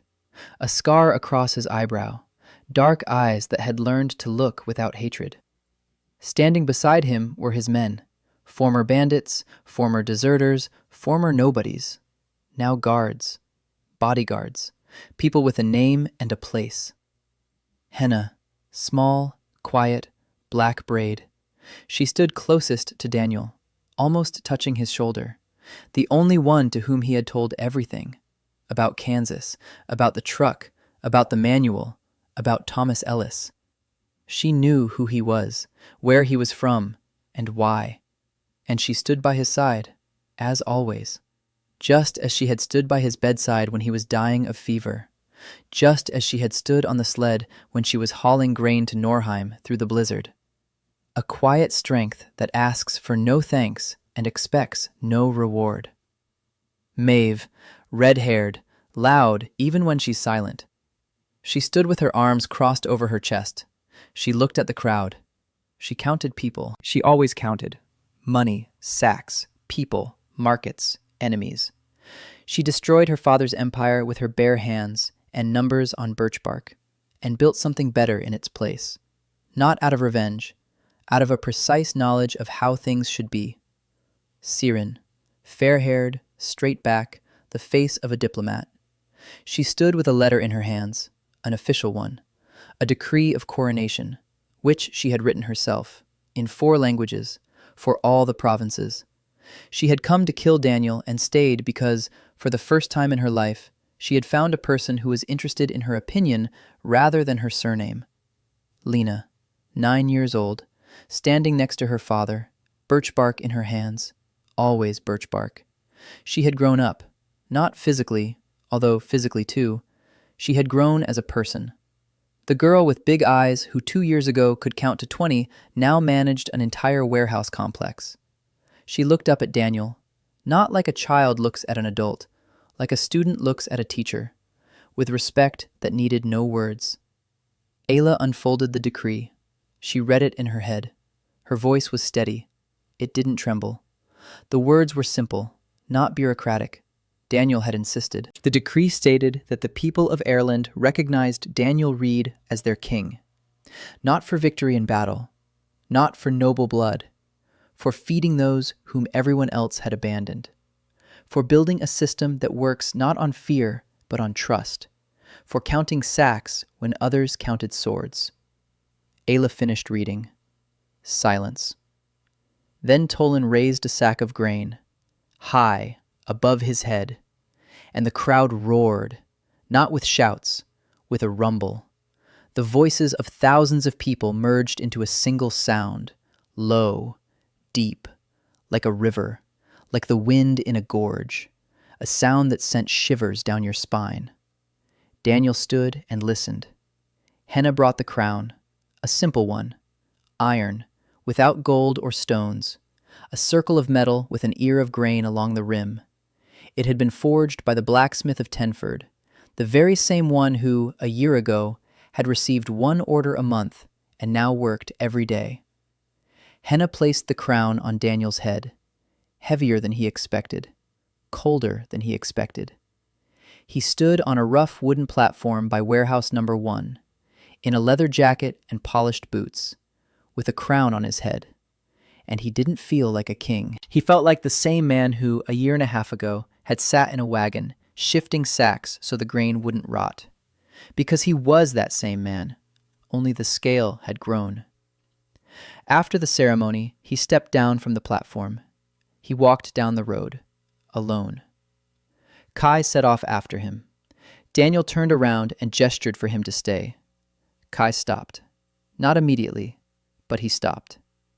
Daniel was walking down the road toward the village of Grayford. That very one. The first one. A 20-minute walk. He knew that road by heart. Every turn, every stone, every tree. He had walked that road a year and a half ago on Toland's cart. Sick, lost, dead in one world and alive in another, not knowing why or how. The village greeted him with silence. Not an empty silence, a living one. The silence of a Saturday morning when people are busy with their chores. Smoke from the chimneys, the thud of an axe, children's laughter behind the house, the smell of bread, white bread. There was a table in front of every house, food on every table, bread, cheese, meat, apples. Grayford was celebrating, in a village way, quietly, with full bellies. Children were running down the street, chubby-cheeked, loud. The very same children Daniel remembered as skinny, with eyes too big for their faces. Now the eyes were normal-sized, because the faces were normal-sized, because the children ate. Every day, 3 times. He walked down the street and people came out of their houses. They bowed. He asked them not to bow. They didn't listen. An old woman came out of the last house on the street, the very same one. The widow who had once given him an apple, the only thing she had. She stood in the doorway, small, gray-haired, bent over by the years and by hunger that had ended but left permanent marks on her body. She looked at Daniel, at the crown on his head, at his leather jacket, at his face, which had changed over the past year and a half. Thinner, tanned, sharpened. She bowed, deeply. Daniel stepped toward her, tried to help her up. She wouldn't let him. Said it wasn't a bow to him, it was to her son, who is alive. She was bowing for him. Daniel stood there, unable to speak. His throat tightened, his eyes burned. He didn't cry, not in front of people, but he was close. The old woman straightened up. She took something out of her pocket. She held it out to him. An apple, new, fresh, red, from a tree that had survived the famine because someone had tended to it, even when they had no strength left to tend to it. Daniel took the apple, clenched it in his hand, warm from her palm. He knew he would never eat it, that it would sit on his desk. Then it would dry out. Then it would become the thing he would show to every new warehouse manager, to every new accountant, to every new person in the system, and say the same thing. This is what we work for. Not for the crown, for this. He walked back, to the intersection, to the warehouse, to his people. Halfway there, he turned around. Isla and Kai and Henna and Maeve and Siren and Tolan with Lena were following him. They didn't wait. They followed, as always. Tolan looked up at the sky and said something quietly. Daniel heard him. Tolan was speaking up to the sky. See? I told you he wasn't crazy. I told you. Daniel smiled, quietly, so no one would see. But Henna saw. She always saw. They returned to the warehouse. Daniel went inside, sat down at the table. He placed the apple in front of him. He looked at it. Then he took out the birch bark and began to count. Routes for the coming week, deliveries to Ilmar, a new warehouse in the western province. Bridge repairs near Linden. Need a carpenter, need lumber, need 20 sacks for Somver by Friday. Isla sat down next to him. She opened a journal, dipped a quill in ink, looked up, waited. Daniel looked at her, looked at the apple, looked out the window where the sun of the second year was rising over the Ten Valley. Somewhere in the north, the remnants of House Corvain were trading under the new rules. Somewhere in the south, Velen's army was eating bread from the chain's warehouses. Somewhere in the basement of that warehouse lay Thomas Ellis's notebook, which Daniel hadn't finished reading yet.